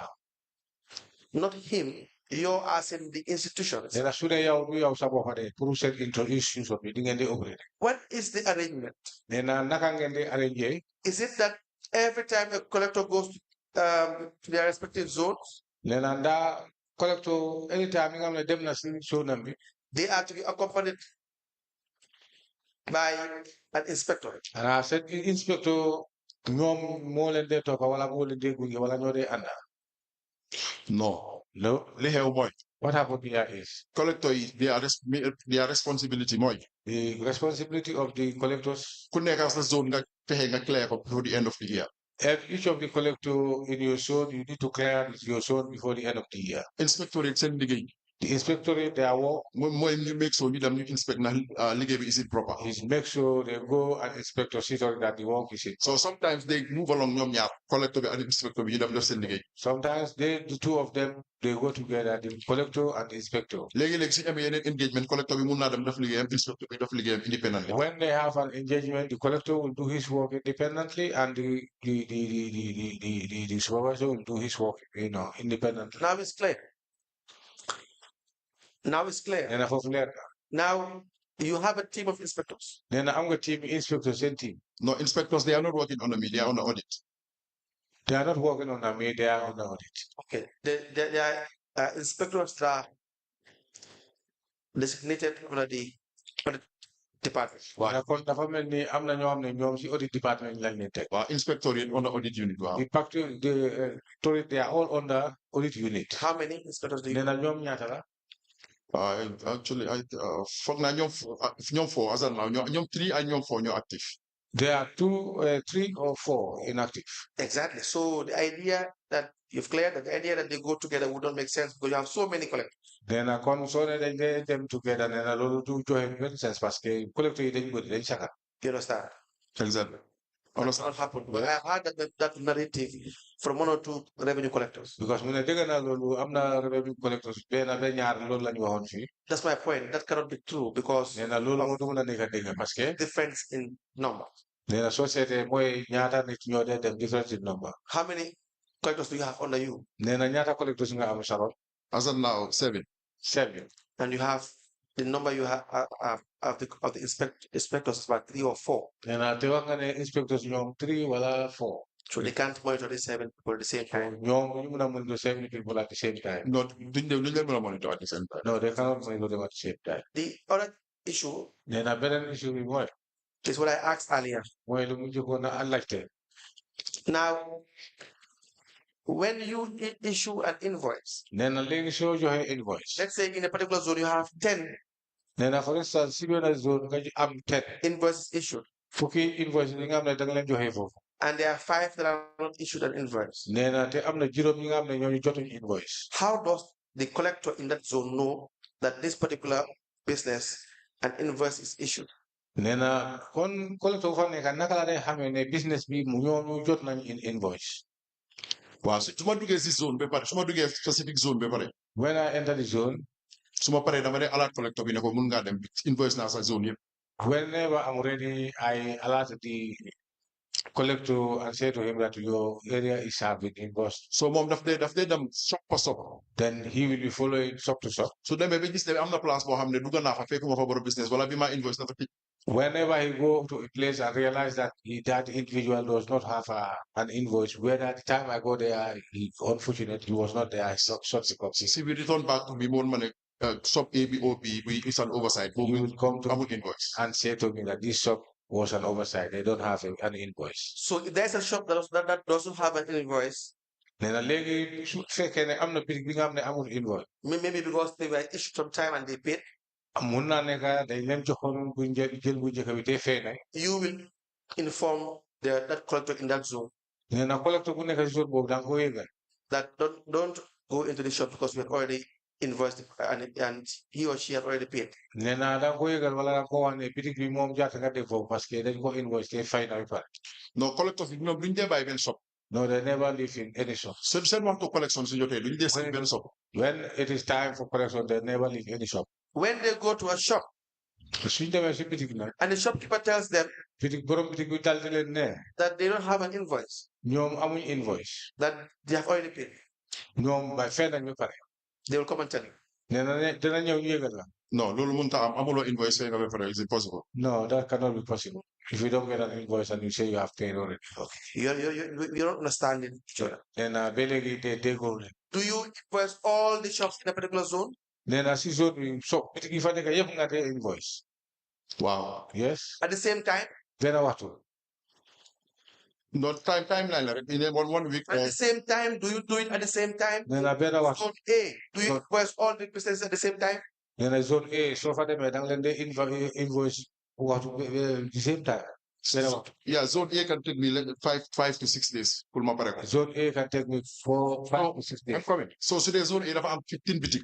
For instance, if zone A has 15 shops. Monday mun naa for instance rek Monday mun naa am 7 bitik yu ma invoice. Monday I can't be able to invoice 10. Tuesday ma am yeneen 5 yu ma invoice. Then Tuesday I can have 5. Wednesday the same. Wednesday the same. Same ba zone bi jeex. Or less until the zone is completed. And the collector wait until you're done with invoicing? nee na collector bi dafa toog mu xaar ba yow nga pare invoice. Zone and they go and collect.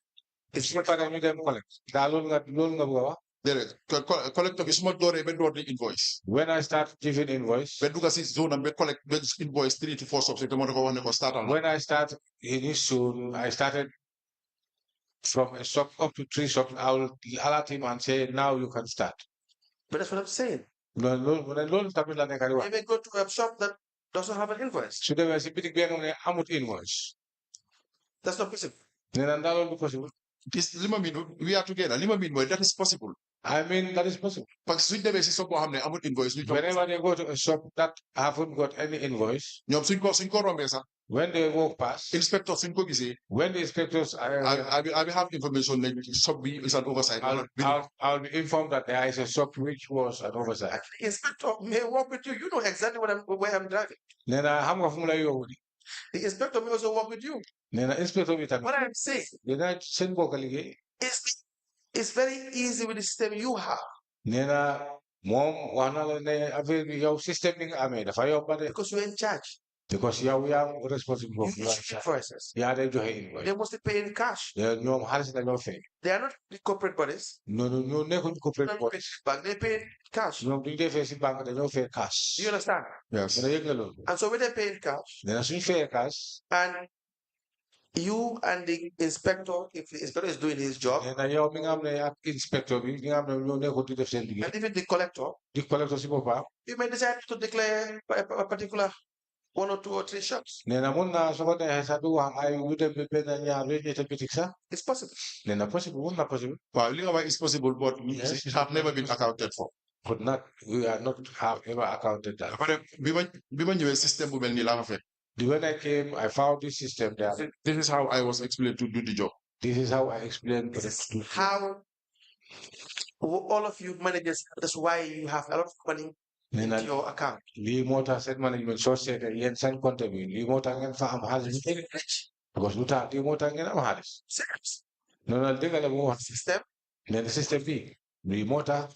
Too many laps in the system. waaw loolu dugal na fi ay failure yu bëri. You and I know. nee na yaa moom yéen it's very easy. dafa yomba. to manage.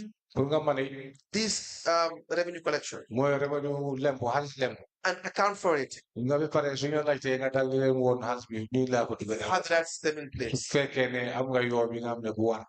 Do you understand? nee na leer na. And it's also very easy. nee na tey dafa yomb tam. to divert funds. pour nga gis ne xaalis bi nga xam ne jot nga ko nga daal di ko yóbbu beneen yoon bu nekkul ci yoon bi nga xam ne foofu nga. because you don't even know the number of new businesses you have. nee na because yow sa bopp sax xamuloo business bu ees bi nga xam ne am nga ko. nee na te license manager. waaw Kansul su ma ngi dégg nga ne rich. I heard you say rich. With all due respect man bi ma ñëwee Banjul City Council. when I came to Banjul City Council. trade license revenue was 24 million a year. Trade license was 24 million per year. In 2019, we made office. When I resumed office in 2019, You go to $40 million. I pushed it up to $40 million. Why do you think that is? Huh? Why do you think that that is the case? The efficiency of my work. The efficiency of my work. I agree. More efficient than the person who was there. Right? It shows that the person that was there was not doing a good job. No, even he was doing a good job. You are doing everything the same. That's what you said. Everything was done the same. What you found on the ground is what you were doing. What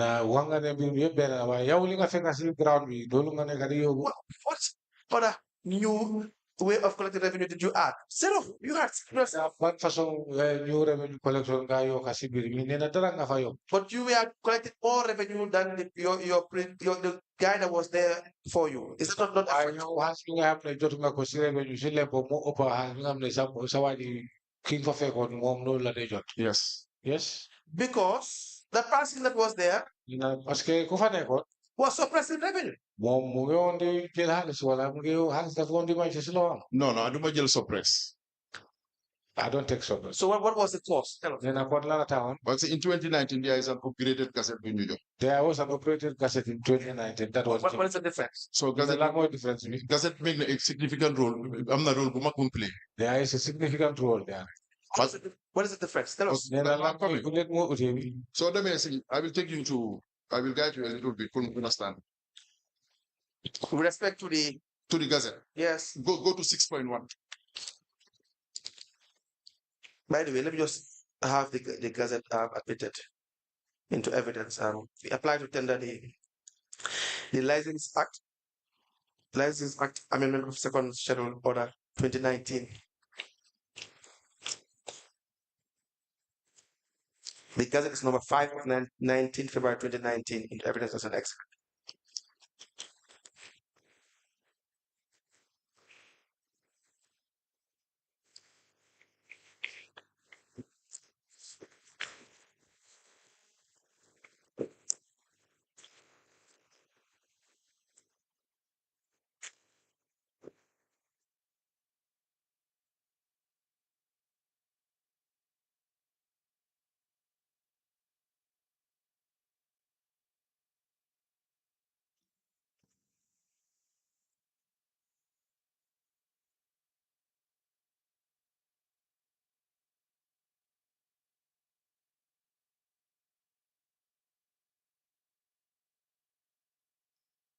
The supplement A to the Gambia Gazette number 5 of 19th February 2019, legal notice number 2 of 2019.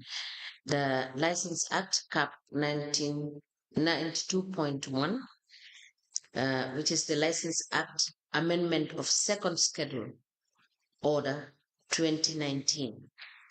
This License Act, which is the amendment of the second schedule for 2019, is admitted in evidence as an exhibit, and it is marked as LGC/BCC/FJ/004. As the council, please. Now, please proceed. For general trading companies. So I'm on the old gazette. General trading companies had their own gazette. If you have had old gazette, so I'm on market. Hadn't they had the old gazette? No. Please repeat what you said. Money for general trading companies. The general trading companies. So when they have old gazette. Hadn't you have an old cassette? They are just the large scale companies. You'll see that the large scale companies in 2018. In the year 2018, they were not paying nothing less than $60,000. They were not paying nothing less than $60,000. In 2019, they go increase to 100,000. But in 2019, we increased it to 100,000. What else? This goes to the banks. The same goes with the old cassette. The old cassette. They were not paying. Specifically don't pay. Why I'm cannot be specific of what they were paying. Why I'm now for sure they don't pay new integrated cassette. No, let's not speculate. No. And any other? Nena Aklan, Akban. Cargo handling services. Cargo handling service. telecommunication companies. Telecommunication company. These are all increments that are made in the new gazette. These are all increments I made in the new gazette. Okay, please, you can produce the previous gazette. 2022.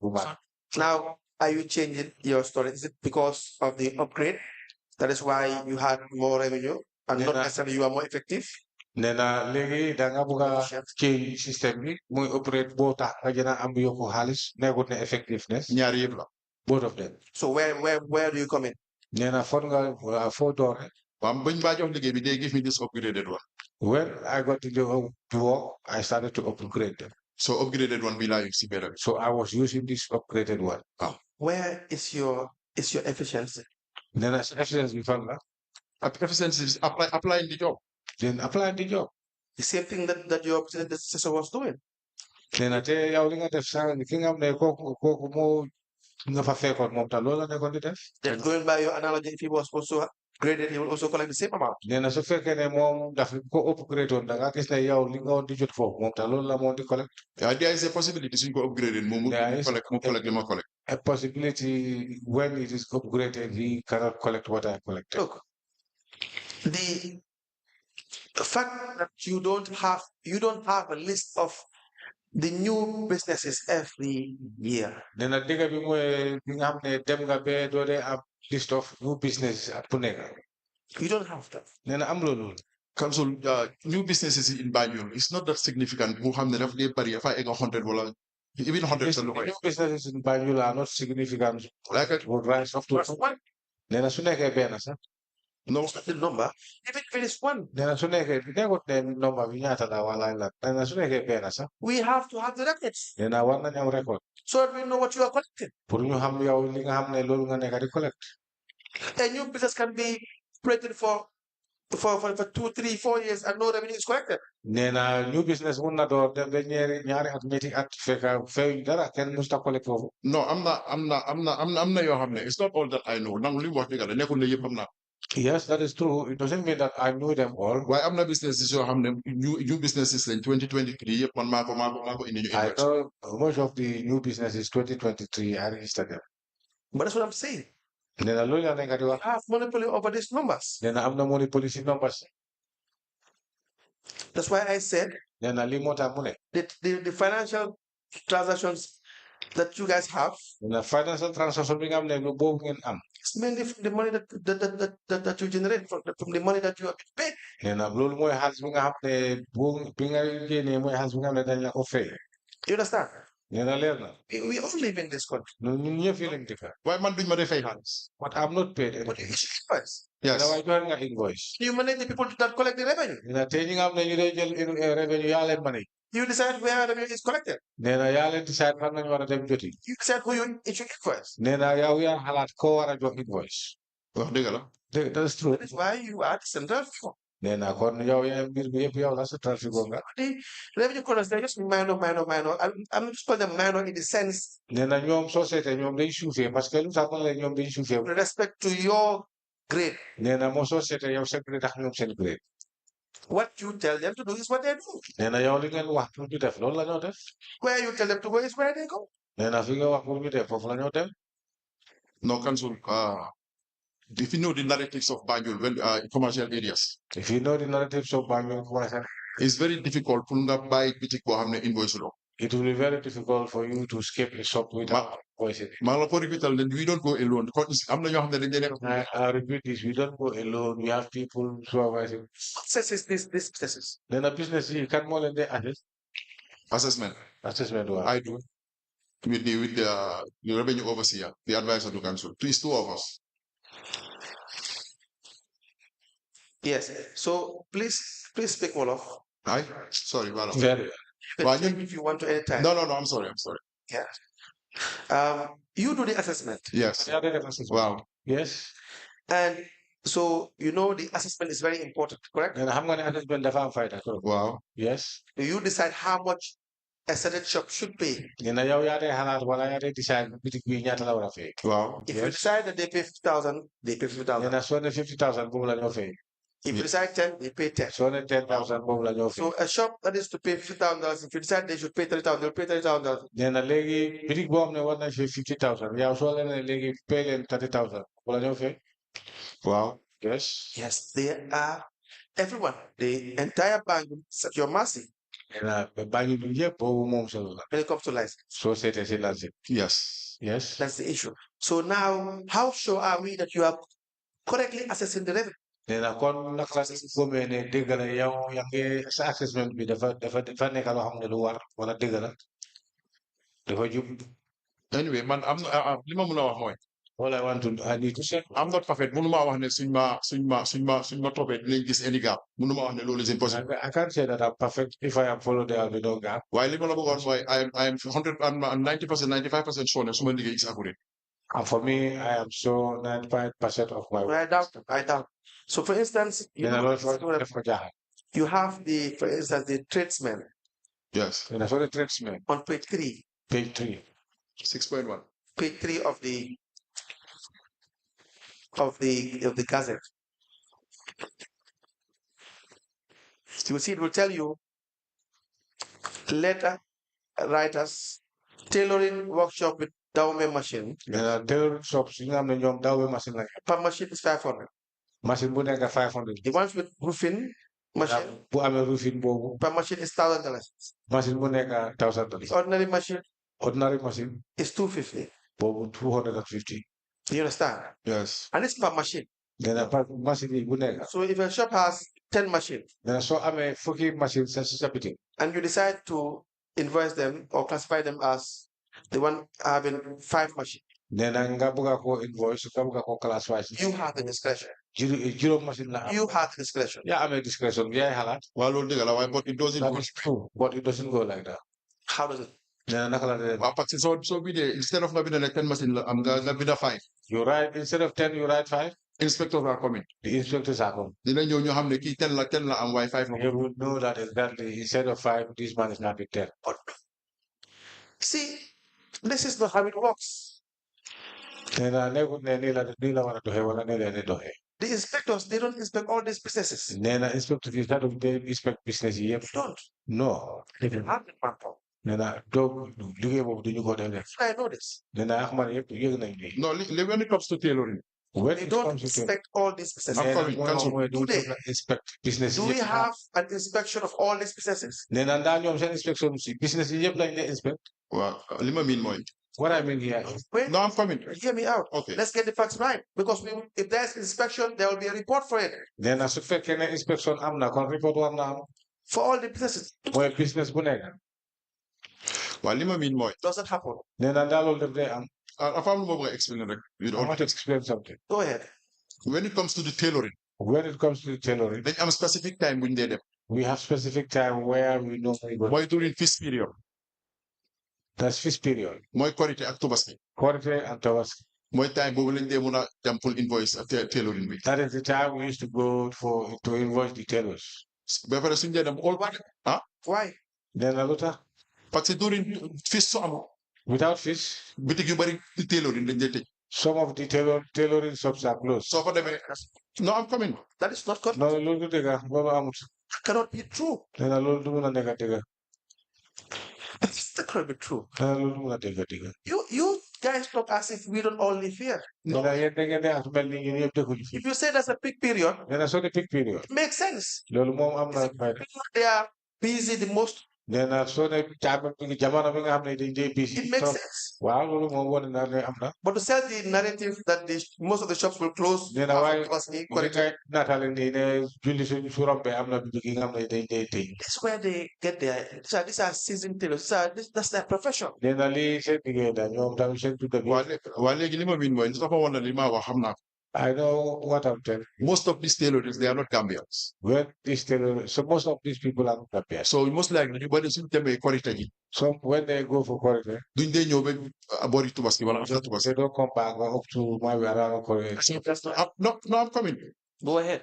su ne before the feast that's the peak period you are right. If you say before the feast, that is the peak period. waaye feast bi su passé But after the feast, soo demee marché la yaa ngi ut ñëwkat if you go to the market, you are looking for the tailor. it's impossible majority of them doo leen gis parce que dañ daan wax ne julli ji nañ Of them will not be seen because they tell you that they have gone for prayer. so peak period bi moom you are right mooy feast time Peak period, you are right at the feast. waaye after feast bi tam dañ dee close boobu ay kan check that time lu ma wax dëgg la parce que ñu bari dañ dee dem julli dem si nekkuñ fi They used to close because they go for Tabasco. tailoring And they are to sit here. tailoring 90% of business bi it's not Gambia And the tailors, 95% of tailors or tailoring, they are not Gambian. so ñu bari dañ dee dem julli Yes. Listen to what the witness says and you interpret it correctly. Then Say 95. You said 90. 90% Yes. of the Please tailors. say and interpret right. Very well. They are not Gambians. so after the feast ñu bari dañ dee dem julli ji So from the feast, many of them go back for They prayer. come back. Then I do They could come back. of course they do come back When they come back after the feast, what do? nee na suñu ñëwee fekk fees bi passé na wala julli bi passé na lan lañ koy def they go back to work then they go back to work nee na moom loolu la nekk di leena waaw loolu laa la wax ne you cannot get access to these people the whole year dafa am specific time boo leen this is why I said you cannot have access to these people all the time you need to have special time to get them mënuloo xaar ba 2 weeks after feast of like Korité you cannot wait until 2 weeks after the quarantine nga dem yaa nga dem feyeeku ji tailoring doo leen fa fekka you go there to say that for them to pay you cannot find them foo jaar nga xam peak period bi ne ñii waxtu bi nga mun a am xaalis you must know their peak period and the time they have punished This amount they pay. nee na xaalis bi nga xam ne dañ dee fay I agree with you on that because nee na Gambia, du nangu rek si nga wax because Gambia fii most people nee na ñu bëri will have to travel during Tuaski and Korete. dañ dee tukki si jamono korite wala tabaski nee na ñu bëri They go back. dañ dee si Here to Senegal, to you name it, or even within the Gambia, they come back to the rural area. nee na dañoo dem Sénégal defuñ Gambia fii sax ñu am na ñu bëri ñu nga xam ne dañoo Steps back.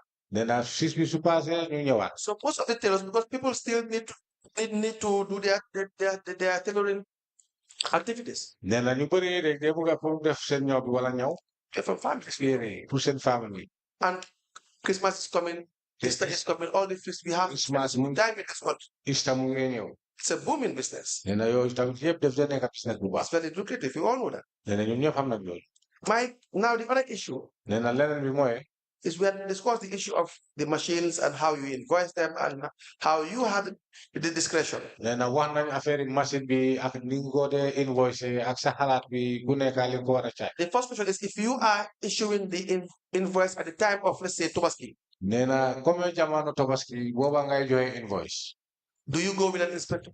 nee na ndax dangay ànd ak inspector I go with the whole license team I go with the whole license team Is the license team the inspectorate team?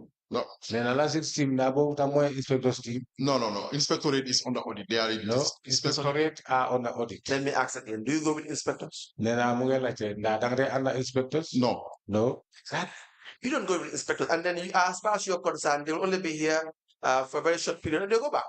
nee na te yow doo dee ànd ak ñoom te soo seetee ñoom seen jamono dañoo comme li nga wax dañoo ñëw fii short period So teeloo give them an invoice that's far less than what they are supposed to pay. nee na soo leen joxee invoice li nga xam ne lu ñu war a fay loolu moo ëppal li nga xam ne loolu nga leen jox It's less than what they are to pay. nee na loolu li ngi leen jox invoice loolu dafa tuuti li nga xam ne wala dafa néew li nga xam ne ñooñu loolu lañu war a fay Now, how would anyone ever find out? Because you don't have an inspector. nee na kon naka la nit di war a xamee parce que am leen inspecteur well inspectors it's not my responsibility pour man déléguer leen ñoom fi ñoo dem for the inspectors it's not my responsibility for me to delegate them where I I'm agree. supposed to go man dama am my responsibility mooy su waxtu bi jotee pour ma dem invoice tailoring I take my team entire team ñu dem songa marché bi my responsibility is that when it is time I take my team and I go to serve the invoice so I agree. nee na nangu na loolu yëpp But you choose your own time. nee na waaye yow yaa dee jot yow yaa dee toog nga xalaat time bi nga war a And your time is just the the peak period. nee na te sa time boobu noonu bi nga dee xalaat def loolu mooy peak period And you go with your team. nee te da nga dee ànd ak sa team You issue the invoice. nga joxe invoice Assess. nga access ko You have the discretion alone nee na yow sa boppa yaa dee am to discretion do the assessment. pour nga def assessment They tamit are here for 2 weeks, 3 weeks. ñu ngi fi ñaari semaine ñetti semaine They go back. ñu ñibbi waaw li xew mooy Do you see the gap? nee na gis nga gap bi. No, I'm Agree there's a gap. Yes, there is a gap. Gap bi nga wax mooy dañ leen waroon any time of the year waroon nañ leen a mën a invoice. The gap is that every time of the year we can be able to invoice. Waaye market Manner of invoicing them nee na li nga yow li nga leen joxe wala li nga leen dee joxe invoices. cannot be held accountable. nee na si yoon boobu kenn du la mën a xeet account. You cannot fact check it. nee na kenn du la mën a check ba xam Because the time you have chosen to do the assessment, jamono bi nga xam ne nga tànn pour def sa assessment bi. you had made it to look so abrupt nee na mun naa nekk yow da ngaa seet jamono bi nga xam ne boobu moo baax si yow. that there would not be any convenient time for accountability. nee na pour nga gis ne soo defee jamono boobu da ngaa gis ne benn accountability du mun a am bi nga xam ne boobu moom dana la feeñal. waaw li xew mooy there every end of year. What happened every end of year? dañ dee def market exercise. We do have market exercise. all ñëpp a dee ñëw security. All company securities, with the combination, license department license department, and inspectorate. and inspectorate. So dañ dee dem pour recover pour market. Go to recover the market. So boobu tam daf lay nekk exercise boppam pour nga xam ne gis nañu oversight yoo xam ne amuñ woon tam. That exercise is special to see that all these labs or in the market. But going by your theory, they have already gone. Then I was also saying your theory. The fact that I only go off it. The fact that I don't definitely. Hospitals have closed. Well, as we go to technically. Why? Am nga two peak periods la quality ak Tabaski. We have two peak periods, quality and Tabaski. The ones that have closed may not be the ones that have come back. Then I new take you that Muna neka nyonyo do you want you do you neka better? Why most likely suñ dee def exercise. But most likely when we very well. His question. Very well. Council may The ones that have gone back Nena ñoo xam ne dem nañ. may not be the ones that are coming. Nena mun naa nekk ñooñu du nekk benn ñuy dellu ñuy wëññeewaat. ñeneen ñooy ñëw waaye du ñooñu. Waaw loolu possibility la. Yes, there is a possibility. No, it's the highest possibility. Nena boobu highest boobu moo jël nekk highest possibility. No, moo jël highest possibility. I will not take that as a highest possibility. Sure, maybe the ones that have gone are the ones that Nena yow naka nga gëm ñoo xam ne dem nañ ñëwaatut waaye ñu ñëw nekkut ne ñooñu ñoom tam ñeneen. Parce que market bi tailoring yi yëpp dañ am stock dañ am zones. The tailor at the market, they have shops and they have shows. That's why I told you Nena li moo tax mu ne la wax. that it's an ongoing business. Nena nekk na business boo xam ne dafa nekk di continuer di That def. the narrative that they close and they go home is Yeah. not correct. Bi nga waxee fii ne dañ dee tëj ñu ñibbi nena loolu moo tax mu ne la loolu du Yes. dëgg. Nena loolu moom du dëgg because of business la. Waaw dañ dee tëj ñu dem ñu ñëwaat. They close go and come back. The machines, Nena machine for instance, the tailoring shop when you have let's say 5 machines, 6 machines. nena comme soo demee si kantin tailoring shop nga fekk fa juróom kantin wala juróom machine wala juróom benn machine. And you do this assessment. Nena nga def sa assessment bi. Do you write it down? Nena da ko dee bind. Waaw daf dee nekk système parce que invoice book bi. It is in the system because of the invoice. Invoice book bi su delloo back to BC suñ delloo back ñëw city council. When we go back to the city council, dañ ko dee input ci data bi. we input it in the data. No. Do you have not the invoice? Do you have an assessment report to show that there are 10 shops in these zones, 10 tailor shops in this zone, and XYZ have 10, 5 machines, 3 machines? Do you have that? Mu ne waaw si invoice bi de nee na waaye soo demee si book bi service bi daa da ngeen dee bind ne kii workshop am bi naka machine moo fa nekk juróom machine wala nanga machine laa fa fekk. Waaw loolu la moo laajte. waaw li xew mooy. What happened here? su ñooy dem for example su ñooy dem in 2024. For instance, 2025 bi su ñooy dem. 25 this year 25 if we are going, dañuy dem ñu jël data dañuy jël ñu dem jël data bi. we will go and collect the data. The previous data bi 2024. That is the previous data of last year 2024. boobu lañ lay jël ñu reconcile ko ak business bi nekk on the ground. We take that and reconcile that with the business on the ground. waaye léegi nga dem fekk business bi tailor bi yokk na yeneen ñetti machine wala ñaar. But sometimes you go, you find out that the business has been increased. He brought about 3 machines. Assessment report. Then I have assessment. Now today, if I want to just go around, Then I tell you get them round. can I get a report from you Then I'm not just report salon. to know that you had stated that shop A has 10 machines, Then I put one in a soke mo mga me fucking machine. 3 of which is diamond machine, Then yet I see you down in machine. and the 7 is roofing machine. 7 go profile machine. Will I have that? Yes. That is clear. Yes. You can have that information. Yes. Then I go there. That I'm not information. Can you produce it? Yes, then I will put Yes, I will produce it. When? Then I before the weekend. before the weekends. All right, thank you. From 2019, No, you go 2019. correct? Okay. Please write that. Munenga binnego, urga banya fati. Tailor it.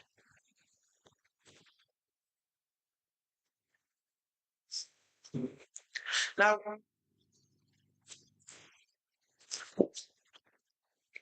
the payment for the license, is it every year, yearly? It covers them for the year? Then a license, senior if a license, da put at we Wow. Yes.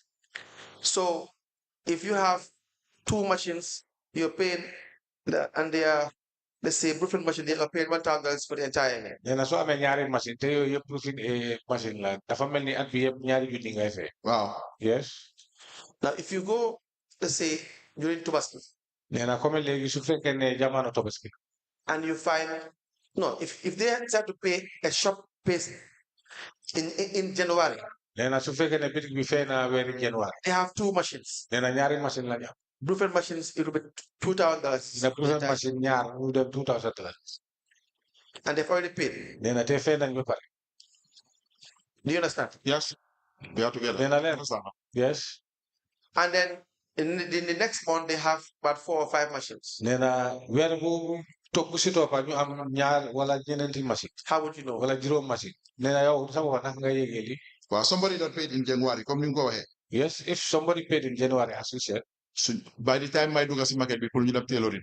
at the time you go to the market for tailoring, Well, I'm additional another 3. and you have another additional machines. Well, I'm man small, but I'm enough overview. For me, I sometimes I do overview. I go and check all the places. So, so any additional machine we might use. Any additional machine that I saw, Go go go and put invoice. then you need to be invoiced. If you decide not to invoice, Then I saw halate ne doko invoice. you have too much power Then I'm not as license manager. come away money. Too much discretion. Munete sa halat bi yeb lang kay do In halit. public funds, I don't think that makes sense. Then ate halis bolo bi forward ne Exactly. lo. Then nangunga. If you decide not to invoice that, Then I saw halate ne doko invoice. Well, low possibility like if I decide. It's a possibility. so we are talking about so many different businesses, like we are just using the tailoring shop Then a first business bill I tailoring shop la nyo as an as example. an example. Then as an example. Same thing happens with the beverage vendors. Then a beverage vendor sit up non la. Non-alcoholic beverage vendor paying 5,000 Then a ñoo xam ne non-alcoholic vendors ñoom juróom junni la ñoo fay. for wholesale, retail 3,000. Wholesale retail 3,000. Liquor vendor on license 7,000. Liquor vendor on license bar 7,000. Wholesale 5,000. Wholesale 5,000. Retail 3,000. Retail 3,000. And you have, because of this classification, Then I see classifications. you cannot and should not have the ultimate decision to decide. Then a yow amuloo kon wargal pour yow sa bopp nga toog di xalaat ñaata la ñu war a fay. That Dara war loo def loolu. there's a flaw in the system, right? Then a soo seetee tapale mu fa de si liggéey. But this is the system. There's a gap in the system. Then a boobu gaaf la bi nga xam ne pour tapale mun na bokk si. Well, mom, this is the system. Mom la fek. This is the system that I found. Te ñoom moom boo leen ko mo sa amee license yëpp ñi nga doon liggéey. Then a nangu na whether you have license or not, that is the way they were working. I agree. Then a nangu na. Then a Like to say that you will accept Then a yow da nga nangu. that is too much discretion for the license manager. Then a pour yow sa bopp am nga ay xalaat di nga xam ne yow yaay license manager. Am nga discretion. For the or a license manager, any license manager, whether you are there or it's not you, the office of the manager of license has too much discretion. Then ndaa yow fa nekk wala nekkul fa waaye li lay wone mooy office license manager dafa am discretion yu bëri. If the person decides to, you think you are honest, if the person decides not to be honest, and Then a yow xalaat nga ne da nga jub waaye kenn ku si ñëwee ku fa nekk wala kuy ñëw toog foofu mu xone sut nag. it's very clear and very easy Then to. loolu dafa yomba si. We agree with that. Yes. def tafa. Very easy. Yes. Then dafa yomba. But how sure are you we? Then You are not doing the same. ñun naka la ñoo gëmee ne yow doo def façon yooyu. That is why when we look at your bank statement, Then su seetee sa bank statement bi. it's a problem. Then am na doole. Now you see why it's a problem. Then gis nga lu tax moom nekk problem. But because of this discretion gap being out. Because of discretion gap you are saying. Because of the monopoly of power, Then a monopoly of power. discretion you have the pleasure to decide Discretion yaa ko amee kan nga war a fay. when they pay it, Kañ nga war a fay kañ nga war a fay naka la ñoo fay. That is the issue. nee na lii mooy yoon. waaw loolu dëgg la waaye comme ni ma ko waxee rek. That is true, but as I said earlier, When I came in 2019, when I came in 2019, this is how I was guided to do the job. this is how I was guided to go ahead with the job. Unless there are questions, we will wait for yes. Mr. Ndao, you have told the commission that the revenue for licensing alone in 2014, that 2019. in 2018, sorry, Yes. was 24 million. Yes. And Yes. in 2019, it was 40 million. Yes. Yes. So there's a differential of 16 million. Yes. Now, please provide for us, and you note it, in 2020, how much did you make? Okay. In 2021, how much did you make? In 2022, up to 2023. Okay. From 2019 to 2023. Yes, Okay, ma'am. yes, because you started off with 40 million. Okay. Now, how would you, because council has given you a scenario of the showing machines and then the wholesales for drinks, and he has referred you to the gazette, that is the pricing. Yes. So in a circumstance where a shopkeeper is selling both wholesale and retail, how do you invoice that person? Interpreter, please. Very well. nee na soo ko seetee council bi am na lu mu wax fii si mbiri naka ni ngeen dee defee seen invoice bi mooy for instance machine yi nga xam ne ñawkat yi ak ñoo xam ne dañoo jaay drinks wala leneen léegi loolu la bëgg a pour nga leeral ko naka ngeen dee defee si cassette bi nga xam ne boobu ngeen dee use as guidelines. waaw suñu amee scénario boo xam ne the same business mu ngi def wholesale and retail. When we have a scenario like the person doing wholesale and retail, dafa am pour entail ñaari invoice. then you need to entail 2 invoices.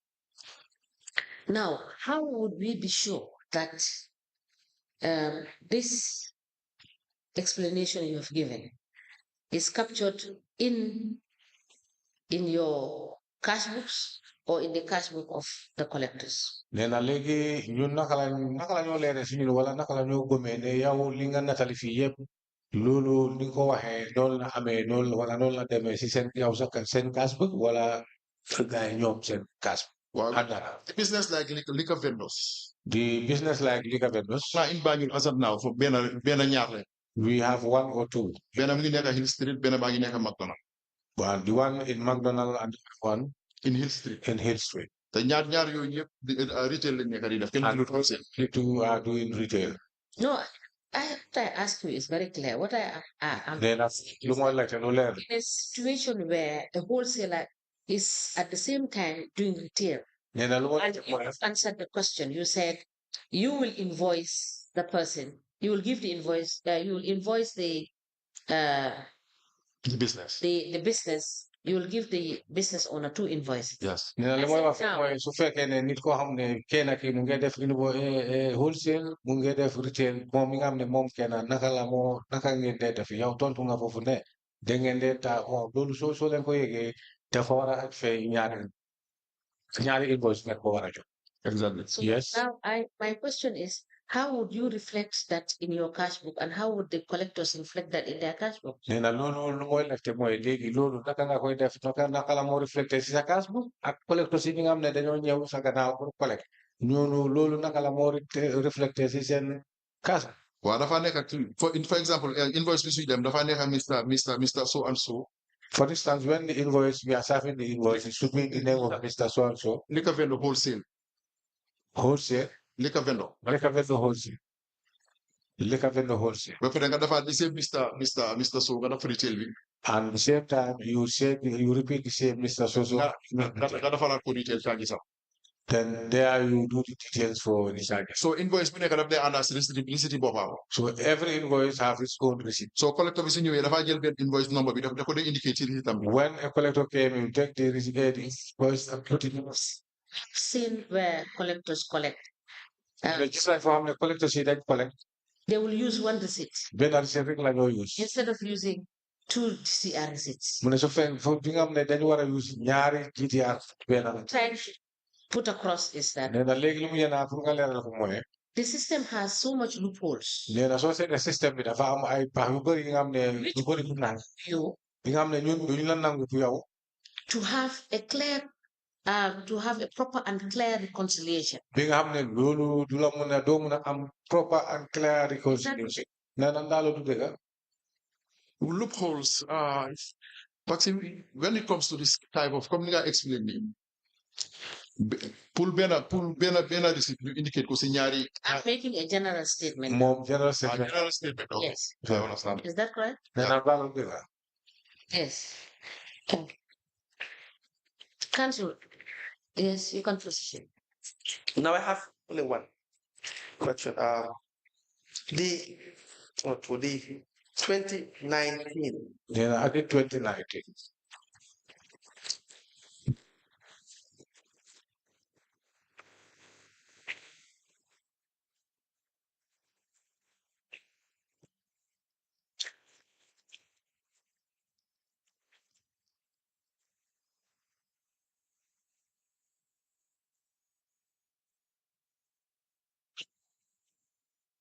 Is there any bank payment there?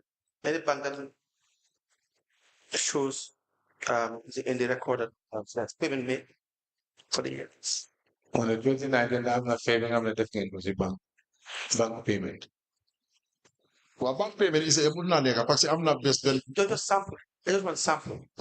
mu ne dafa nga woon ko sam We are seeing in the 2018, but 2019 so 2019 nga soxla. or 2023. Okay. or 2023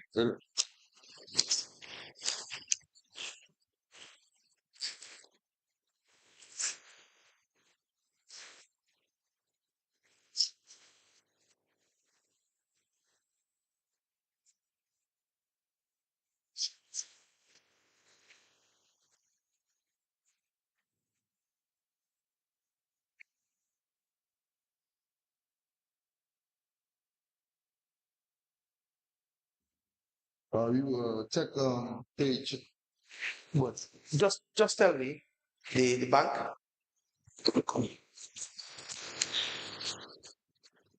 So the bank. The bank is that? No, the bank will indicate you go fee. the bank is not How indicating much they pay? nee na ñaata lañ fay 100,000. 100,000 What we have in 2019 Gazette? No, I'm on 2023. 20 I am at 2023 Yeah, I understand. This is 2019 Gazette. This applies, right? Yes. nee na soo ne 2019 kaset bii tam bokk na Yeah, the 2019 Gazette is applicable to payments for 2023. Yeah. nee na boobu bokk na 20 fee nga xam ne boobu 2023 fee bi kaset bi bokk na yes So I am going through the 2019 the tariff that has been gazetted, Yeah. nee na 2019 tarif bi nga xam ne boobu lañ kaset trying to understand some of the payments. nee na pour nga mën a understand fee I see so many differences in relation to what the amount that is on the tariff, nee na soo seetee amount bi nga xam ne moo nekk si tarif am na différence yu bëri what is what we pay.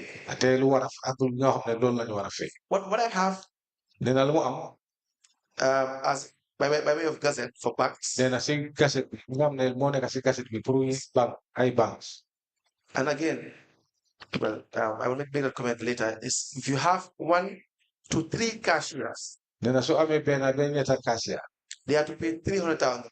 nee na dañu war a fay $300,000 4 cashiers, nee na fu dem ba am 4 cashiers $350,000. $350,000 5 cashiers or more, 5 cashiers wala lu ëpp $450,000. $450,000 $300,000. nee na banque bi nga ne $100,000 Léegi ma sa question bi bu baax dama foogoon nag ma laaj ndax any payment from commercial bu dem bank. I don't hear you well. I thought you are asking me about the payment, commercial payment that have been taken to the bank. Bank. No, I don't think I have it. You don't have it there. No, No. I don't think that. Boo foofu yaa ngi ma ko laaj pour ma indi ko. Unless you ask me to come along. Bokk na si yi nga ma laaj pour ma indi ko. Corporate. Yes. Corporate, yeah. You ask me to come In along. 2018, we have Senate Bank. When the 2018 you have Janet Bank, Yes. We have a bank payment showing in your, bank payment, yes. 2018. 18. Zenith Bank. Janet Bank, $200,000. 18 or 19. $200,000. The trade license register for 2018. No, I'm not there 2018. 2019. I know. Yes. mu ne xam naa loolu. Okay. I know. I'm just saying whether there's a possibility you have bank payment in that. nee na loolu tax muy laajte daa possible am nga foofu bank payment si. Bank payment. No, there is no bank payment. There's in this time, Chairperson, we'll close with the witness when we come back. Break.